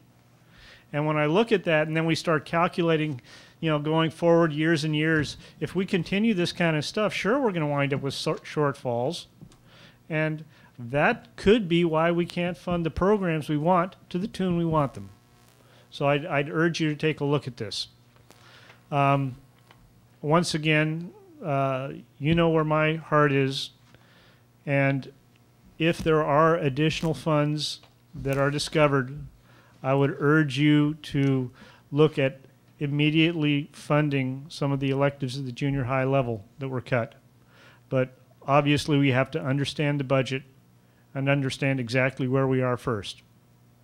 Thank you for your time.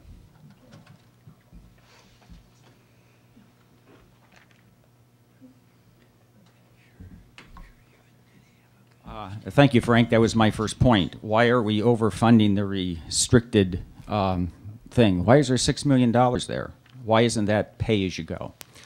Okay, my second point, I want to put my hat on as the treasurer of our American Charter High School, and I want to remind us that Nancy Harder made the comment that charter schools are parasites on the financial being of our district. So if we look at page 213, I spent about 6 or 7 hours reading this thing last night and today. On page 213 and 214, you have got an analysis of the revenue limit dollars, and you will see that the charter schools cost you $0, because what happens is there's a transfer of your property taxes, yes, to the charter schools, and then that deficit is made up from the state. So you end up getting just what's on the bottom of page 213, and it shows you the detail of that on 214. So charter schools, and you know, there's Peabody and all those other guys would like to know that they're not being a parasite. Also, I get back to my constant complaint about the accounting department here is that they do work and they don't double check their work. It was commented that on page 8, your enrollment numbers were wrong. Well, all somebody had to do is like what I did and do some math. The numbers that she provided you showed you that you had a 13.3% absentee rate in the elementary district. So either that's really wrong or you guys are really running a bad district. Well, it's not going to be 13% when you put in her correct numbers, all right? So common sense, guys, build some mechanisms into your spreadsheets to find mistakes. You know, the Measure V consultant doesn't build in her, you know, she made a $20 million error and stuff because she doesn't know how to build spreadsheets. You gotta have some ways of checking the numbers. And then finally, your multi-year projections on page 7. We are 2 school districts, and that multi-year projection is for both districts together. And I am a parent of the secondary district. 30 seconds. And I do not want to fund the elementary district. And we need to see those multi-year projections by district so we can see maybe high school districts deserve a pay raise, teachers, but the elementaries don't. Okay? Each of those districts has got to stand on their own. And you know, it's another reason to have 2 boards. We need to separate this district truly and by having 2 separate boards so that we have independence. Thank you. Elaine Miller. I just want to stop for 1 second. It's not usual to respond to public comment, but when my comments have been mischaracterized, I feel like I want to take the opportunity to correct it. And what I had said about parasitic nature of charter schools was with regard to administrative costs. Administrative costs are often charged to the chartering district, And the percentage of those costs that are charged often do not reflect the actual cost to the chartering district. And that was when I used the word parasitic. So it was merely when we were putting together the budgets for a potential charter school to make certain that the projected administrative costs would not drain down the chartering district. Okay, go ahead, Ms. Ruler. Well, hello. Thank you for the opportunity, and thank you for the report. It's not looking much more intelligible now. I do want to speak to the 09-010, year 10 projections, and these keep getting characterized as a deficit, $1 million to $2 million. Once again, Dr. Malakoff noted that you show over 1,000 student drop in attendance and the same number of teachers. We know that won't be the case if there's 1,000 students off. Also, we've heard a number of board presentations that there's not going to be any need to examine the use of our facilities, yet we're dropping another 1,000 students here, and I think an examination of facilities use does become a germane point at this time. So once again, I'd like to know that those numbers really truly reflect what is happening in years 09 and 10, and not a loose calculation. I know it's difficult to know what the COLA might possibly be, and also our attendance at that time, but I think we need to have a tighter resolution there, and then if and truly we believe that we're going to have drops of attendance that way, we need to start looking at our facilities again and see if there's savings that can be had with a better use of our facilities. So thank you very much for the report and the efforts of the departments, and I appreciate the opportunity to speak with you. Thank you. And now we are on to item D3, which is report on preliminary plan for independent analysis and verification of the budget and restoration of confidence in the budget. Dr. Sarvis?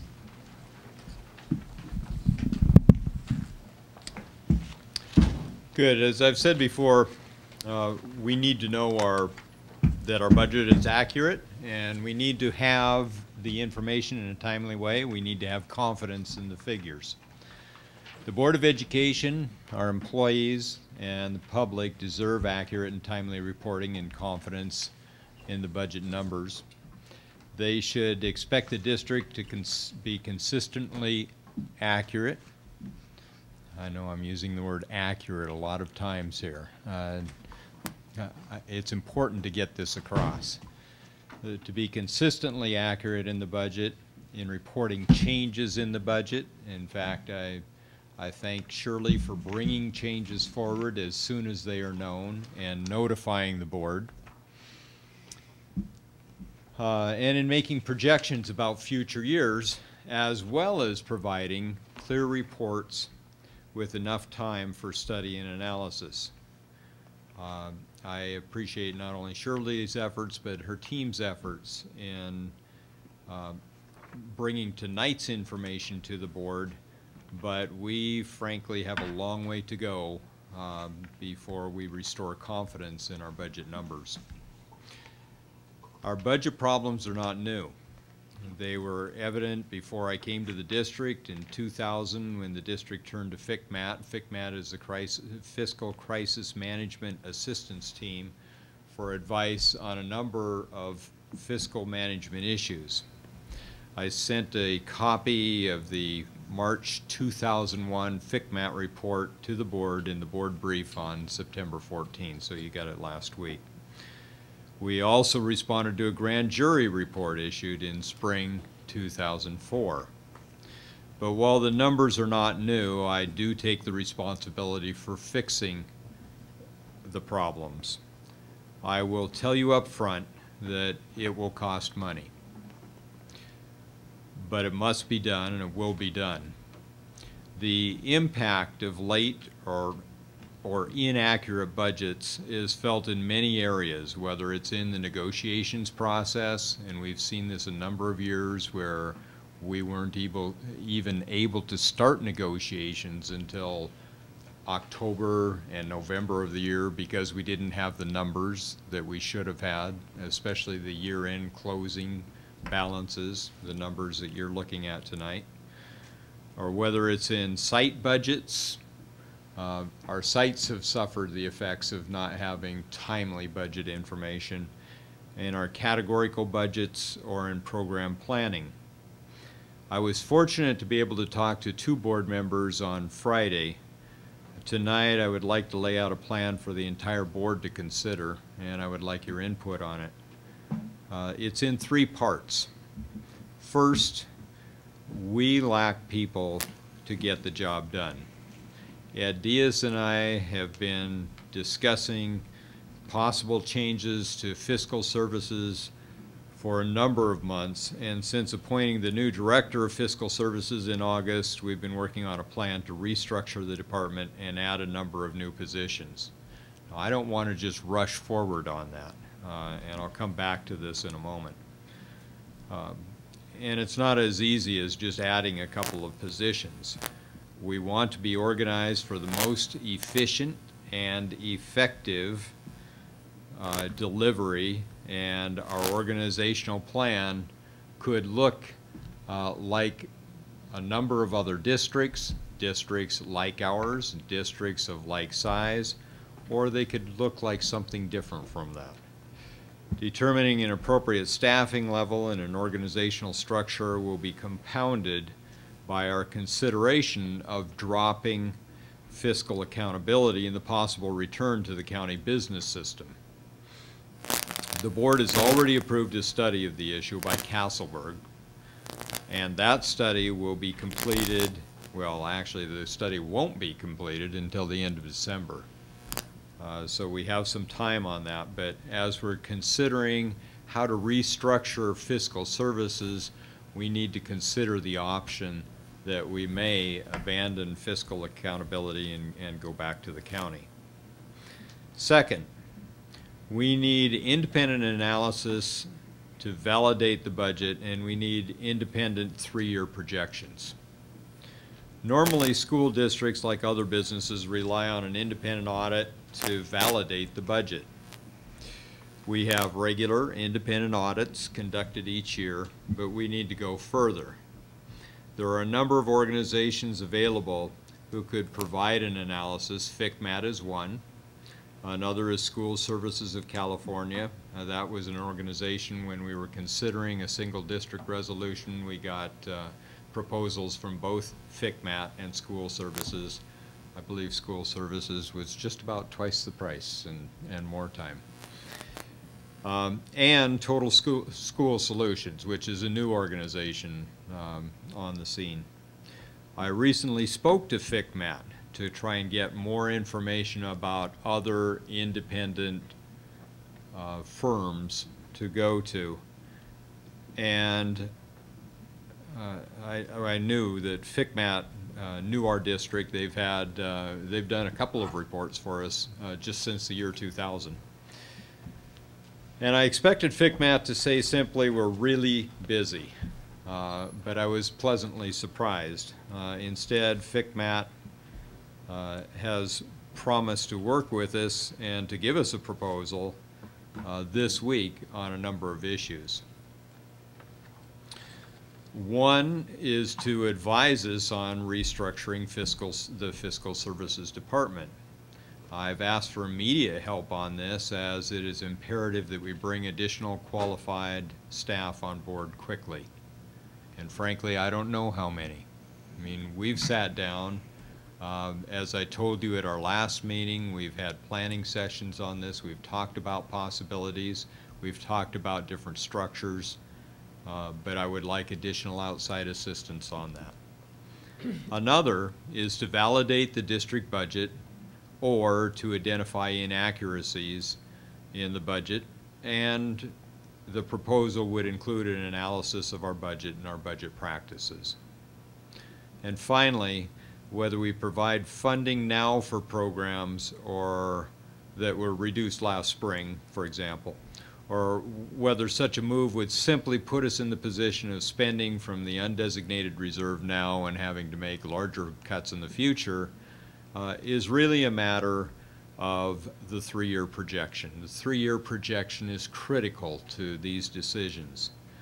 The proposal from FCMAT would include an independent 3-year projection. Again, I expect to receive a proposal this week, and I want to be able to respond to my discussions with FCMAT tomorrow, so I'd like to hear from board members about, frankly, what you think I'm missing in this proposal. And I would like to place it on the action agenda so that we can move on the proposal at our next board meeting on September 25th, which is next Tuesday. Well, the third point is about the auditing firm. We're about to undergo an audit by an independent auditing firm, Vavrinick, Trine and Day. We already have a contract with the firm. We were committed to the firm last year, as we're obligated to do so. And they will begin their field work soon. However, we are free to seek the services of a different audit firm in preparation for next year. After our board meeting last Tuesday, Ed Diaz came to me and said, look, there's really no reason why we can't simply go to a different audit firm for next year's audit. This is a decision that we will make by April, and there are other large and equally respected school district audit firms in the state. Tonight I'd like to review the elements of a potential FCMAT study, and I want us to get this right, and I want us to move forward jointly on this. The elements that I had outlined, and I'd like to just speak to the three, are first of all restructuring fiscal services, which would include an appropriate staffing level and organizational structure for fiscal services, including the possibility of the district dropping fiscal accountability and returning to county business system. So I think that option is an important one to consider in this plan. And by the way, there are other single resolution districts, Eureka City Schools, Modesto City Schools, Santa Cruz City Schools. All the city school districts are single resolution districts. Santa Rosa City Schools. They're different sizes than we are. There are other districts that are closer to our size. None of these is our same size. The second area is in budget analysis, which would involve reviewing the current budget, our budget practices, budget development, and assumptions for general fund revenue and expenditures. And that ties directly into the third item, which would be multiple year projections. And that would be asking the service to prepare an independent multiple year projection of the general fund for 2008-09 and for 2009-10. So those are the three elements of the plan that I was talking to FCMAT about.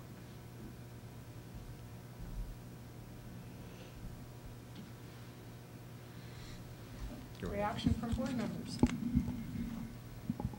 Questions? There's kind of a lot to digest in this. I understand. And I'm assuming you're probably going to give it to us in writing I at some will point. give you a formal written proposal, yes.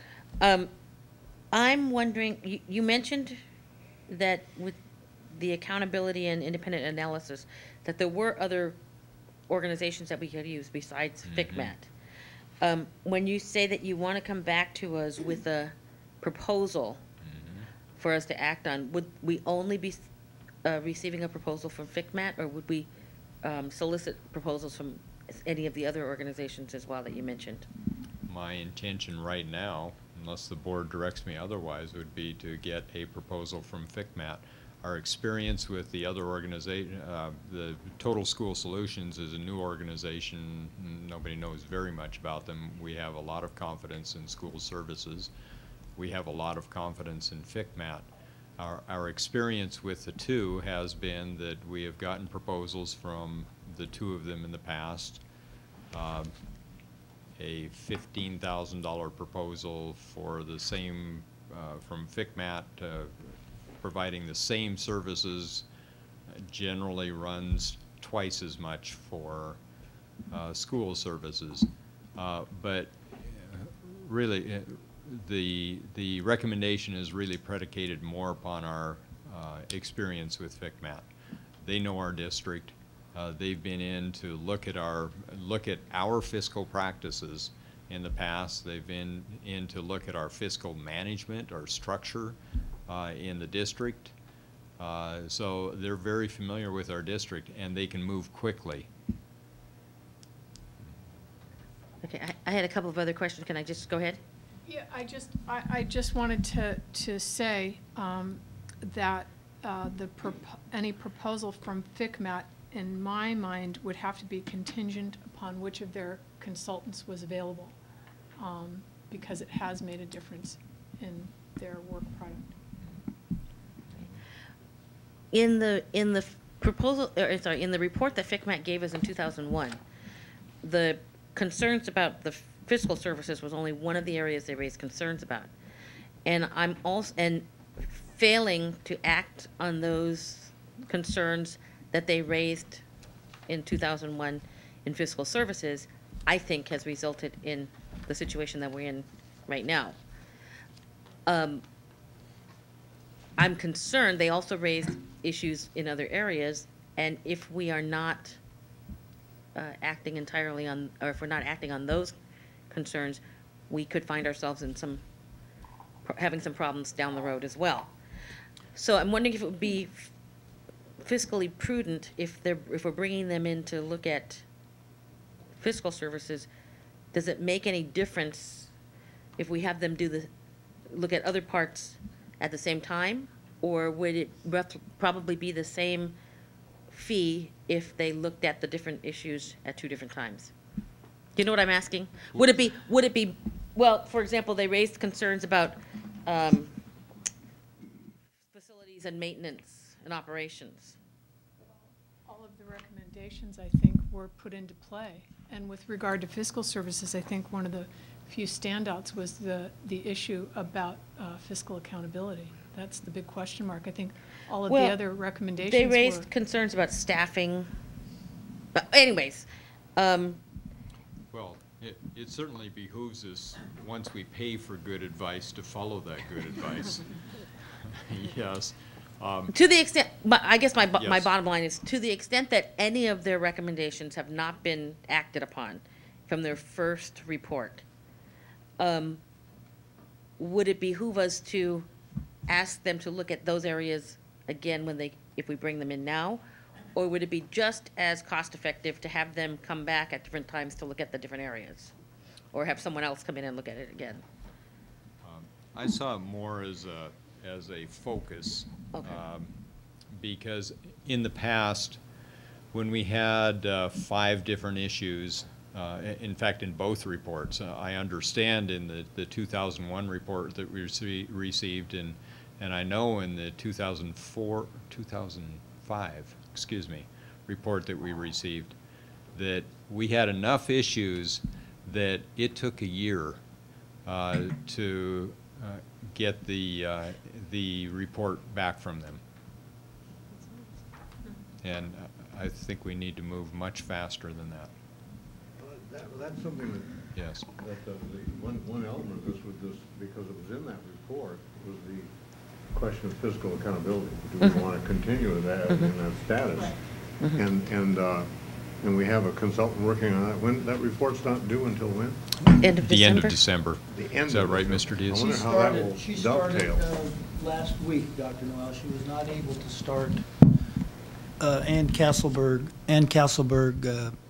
who is conducting the analysis, was not able to begin until just last week. She had her first meeting with staff was September 14th. I asked her for a slight change in direction in her analysis to begin her focus on the payroll system. As you know, we have many issues regarding our payroll system. So rather than take a broad approach to the various elements of our financial system, the general ledger, accounts payable, purchasing, I said, let's look at payroll first. because we want to figure out a better, we've got to improve our accuracy with payroll. Well, certainly anything that. So that's where the FCMAT's going to look at restructuring has to include looking at that report. Well, of course. And I don't know how that works out calendar-wise. It might work out reasonably well, but that's utterly crucial. Those are just interwoven. And the other thing, I'm sorry, I just wanted to. I just had one final question, and that was regarding the auditing firm. And you said we could just bring in another auditing firm. Has staff had concerns about this auditing firm? No. Concerns have been raised by members of the public, but take note that we have a contract for the current year. It would be next year, yeah, okay. Okay, I'm done. Well, I have some thoughts. I really appreciate the recommendations and suggestions you're making, Dr. Sarvis. And I guess a couple of things trouble me, because I hear from you a sense of urgency about getting new people on board in fiscal services. And then I hear that we're going to have FCMAT looking at restructuring, and we have, what's that consultant's name? Castleberg. Castleberg? Castleberg. Looking at restructuring. Yes. Are those going to be synchronized? We're not going to go out and hire some people before we've heard from FCMAT and Castleberg, are we? No, we're not talking about adding any positions until we hear back from our consultants right now. However, we will bring in on an interim basis whatever we need to do to hit our interim report deadline. Okay, so that would be in the form of temporary help, consultants, et cetera. Yes. Okay. That starting to make more sense now. I thought I saw a contradiction there. Now, may I make a point, Dr. Sarvis? The 06-07 financials, as of this point, are going to be about as, I'll go out on the limb, even if I hear it cracking under my feet, they're going to be about as clean as we've had a set of financials for a fiscal year in a long time, at that one point of time, Right. June 30th, 2007. The point is keeping them clean through the first interim, through the second interim, all the way through the cycle. That's why I've informed the superintendent that the team that we've put together of using the outside people along with our own staff to augment their work, that is going to stay in place throughout this whole year so that we get all of our reports to the accuracy level that I believe these are now in. We can't just get clean one time a year. So the point that I think these comments all dovetail together, we want to put a structure together that it's going to allow us for consistently accurate and timely reporting, and that's going to take time and it's going to cost money. But we're working on it right now. We're not waiting.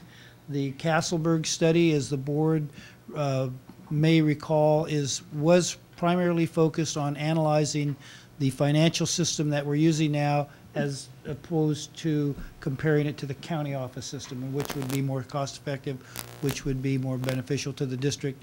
I met with the people at the county last week, and with the specific question to them is, I want you to begin to outline for me what the process would look like for the district in abandoning fiscal accountability.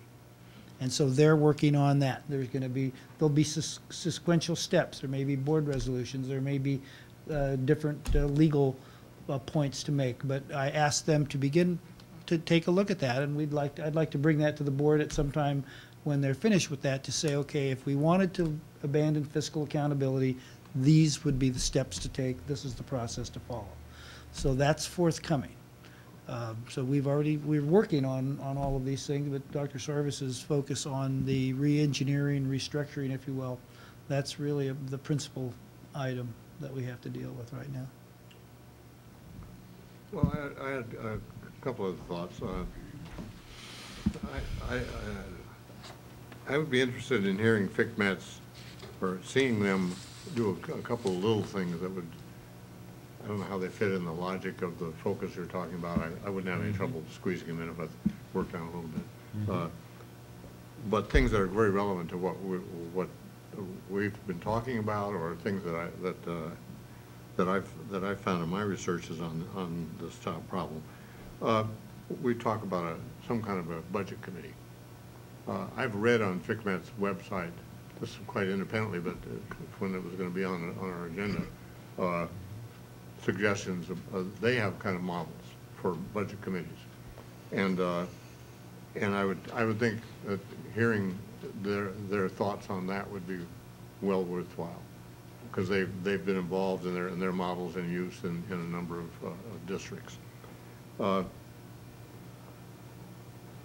have a constituent who calls me more frequently than you might think, and about the budget, and repeatedly says we need more frequent reports, and and he senses, I think, that Mr. Diaz has a lot of spare time, and surely does. But I think the point being that we're really not monitoring, and I'm not sure what you monitor, how you keep your finger on the pulse, but that we have these infrequent, big reports, but it's something in between. And I defer to you and to FCMAT, to the experts, to see what can be done without adding inordinately to the workload, but to give more frequent information, at least summary information. Dr. Noel, it would help, it would be a great help to staff if we had a list of specific items that would, people would want to be, what you would want to. My preoccupation, just trying to sort through the current situation, is fund activity in the special funds. So we know what's going on in these funds. No surprises, you know, and that's just the one that comes off the top of my head. I mentioned to you that I had stumbled onto at the end of the year, you came in and got on June 26th a delegation of authority to make transfers, closing transfers. Yes. And I understand that is a routine thing. Every year. Right now, I think it's a mistake that because of the confidence problem, that those need to be made back in public rather than within the confines of staff. And it was in that context I looked around and I found examples of resolutions. So found some new ones in our district from past resolutions that for transferring funds from one fund to another, end of the year closing from one spending category to another, and they're very simple resolutions. They're almost always on the consent agenda. That's good enough for me. They're out there. They say exactly what they're doing, why they're doing it, and it's all perfectly clear. Public browse through the consent agenda, you see, they're making year-end transfers according to Education Code 36201, or they're making a special temporary loans according to Education Code 36203. Now that's one that we've got a real problem with, because we made a temporary loan to the cafeteria fund, and when you read the code, that one should have been paid back in the year it was made. We've been out of compliance with that loan. That would be clear if we had this out in the open, and it would be a reminder that, oops, we've got an outstanding loan that we should have paid in 2004, and it's still a loan. So I would like to see some kind of idea of reporting calendar and templates for these kinds of events, just to make things as transparent as possible. Those are my thoughts. Were you thinking that FCMAT should weigh in on that issue? Well, I would think that just 20 minutes with Anthony Bridges from FCMAT would give you a million ideas, and he would say, well, take a look at so and so's, do it. I was really impressed with them, and then that's over, because then you go and get on the web and or call them and find out how they do it. See, I found that one at Fullerton. I don't know, Fullerton from somebody else. They may be real schlock operators, as far as I'm concerned. I don't know. There may be someone who does a really brilliant job of it, and we'd want to model after. In terms of the frequency of reports, too, maybe the same thing, that we can see how it's being done in some model districts, and emulate them. And I don't see that as being a big deal, you know, in terms of getting the information, you know, probably a couple days' work, and not by a $800 a day person.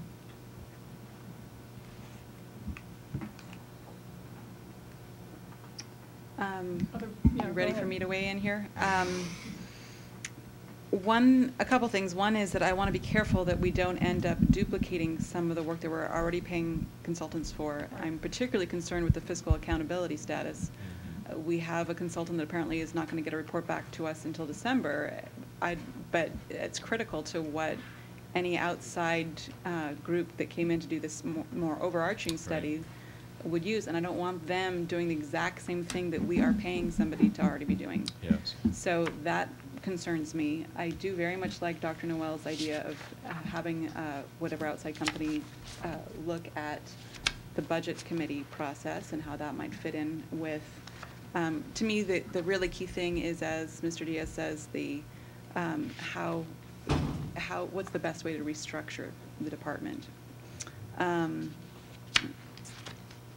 I may be in a minority here, but I like to get multiple bids on things. And so when I looked at the FCMAT report from 2001, it was a very broad report, and I found it rather shallow. I know that this one would be much more focused, and I'm sure that they would do a very different kind of a job. But to me, it's always good to see whatever School Services of California bid in previous years may not be what they bid now, and there's another new operation out there.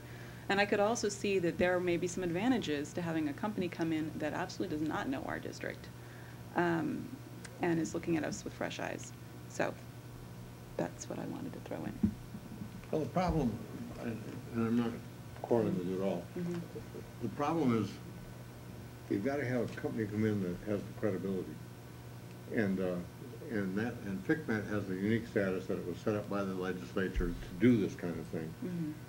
It charges because it has to pay its own bills, but it has that kind of legitimacy of being a state-sanctioned operation. And where is it operating now? My goodness, they run the Oakland School District. They did run Compton for a while. Are they finished there?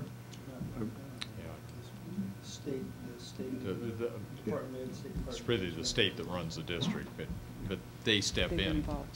But I think that you could say, I mean, School Services of California certainly has a very important reputation, so to me, we just be worth it. I have no problem with getting a bid from School Services. I'd be reluctant to go with Total School Solutions, knowing nothing about the operation, knowing that they're new for exactly the reasons that, big reason that Dr. Noel just identified. I've never heard of them. Okay. Well, that's not going to help, is it? Yeah. Any other comment?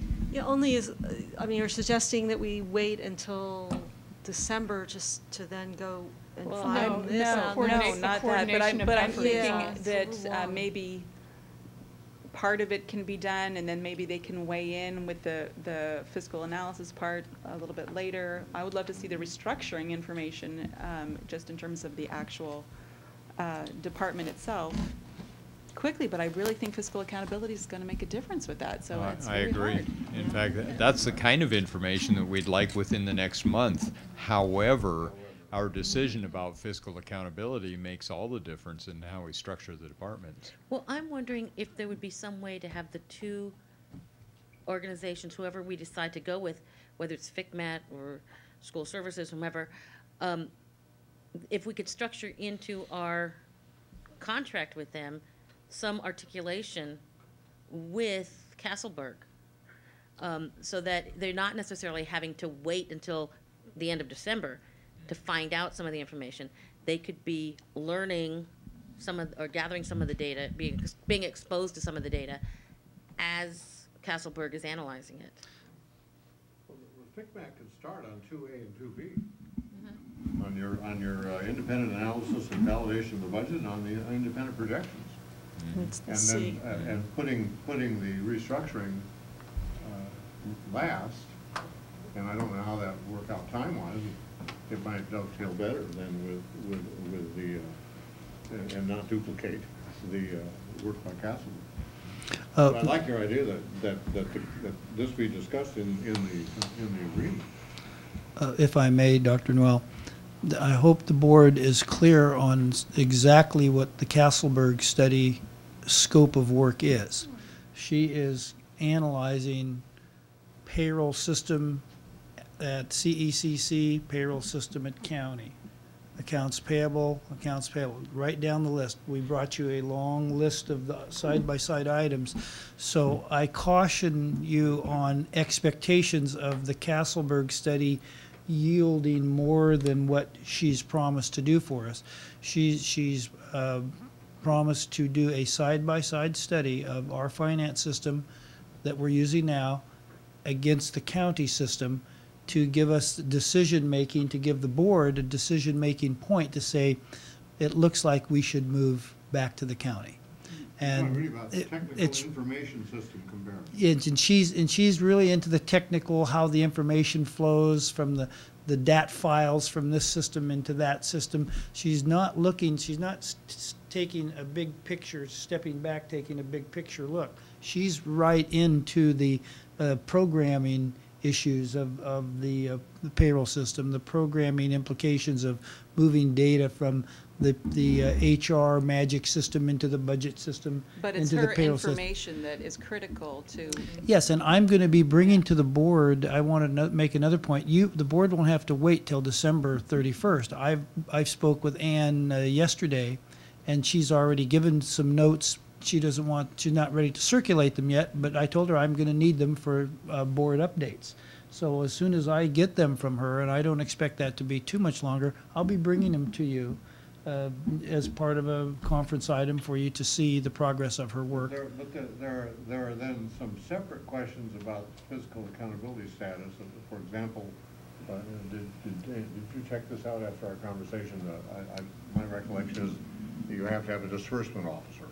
Yes. And that person can't be the same person that. Right. And there has to be, what do you call them, internal control? An internal auditor. An Internal auditor, Yes. which was the reason These are not for questions the that recommendation. No, those aren't things she's not going to be Is there a looking at. list of those kinds of questions that FICMAT should be looking at?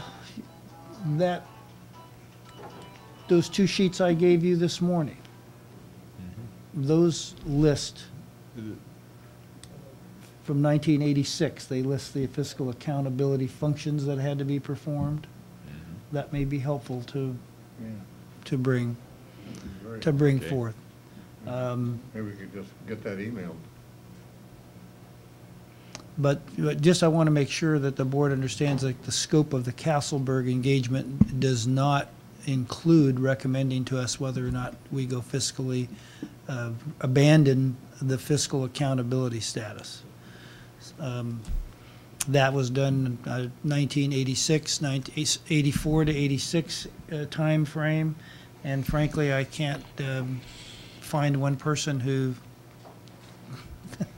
I'm not even going to go there. So I think it warrants further review, of course.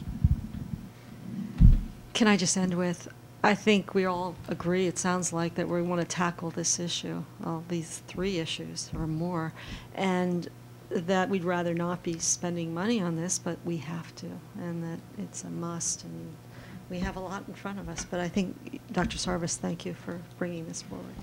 And we will see a proposal at the meeting on the 25th. Well, given what I heard tonight, hopefully two. Correct. So, Okay. So it will be kind of the outline of what will go into the contract. yes. Now, if I can't get a proposal from school services, well, I'll tell you what, you know. Issue an RFP. Write it up as an RFP. Yes, it's just that that's often more time consuming than.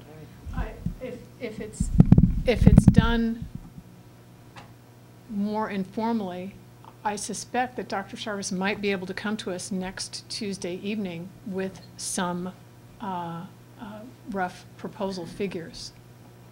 That's what I'm guessing. Well, let me just see what I can Yeah. get by Tuesday. I'll give you a report on Okay. Tuesday.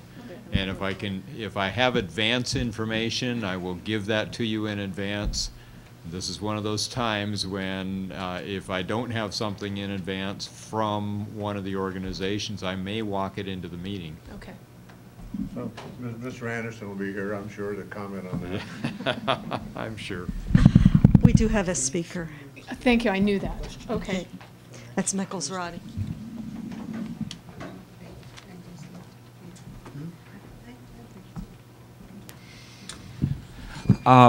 As I understand it, we're the only district that does not use the county for accounting, right, in this county. So, I'm the controller of an oil company, and if I was going to change my accounting system, and, I mean, you go into one that's already existing.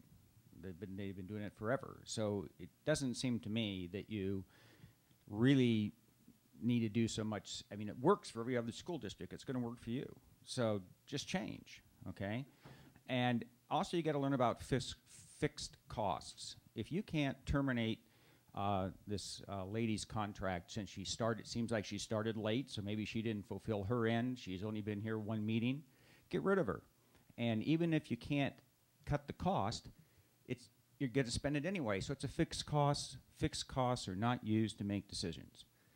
You have to improve this system ASAP. And it would seem to me that that's best done by bringing in one consultant and getting it done as fast as possible. And this sounds like this lady is just another great excuse to prolong everything out to December. Pay her the $8,000, say goodbye, and because you got to pay the $8,000 anyway. Change to the system that works for every other school district in the whole county. Why you changed, who knows, right? Why did you leave it to begin with? And one of the teachers back there just said he has to check his pay stub every time to make sure he's getting paid correctly. Now, guys, if you can't make paychecks correct, you've got to get out. You got to get rid of all these accounting people if these paychecks, if they can't be assured that their paycheck is perfect. Okay? Thank you. Well, I think that concludes our business for the evening. Dr. Cyrus, was there anything that you wanted to add? No, I got good direction on that, and thank you for everyone weighing in. Okay, then I will adjourn this workshop. Thank you all very much.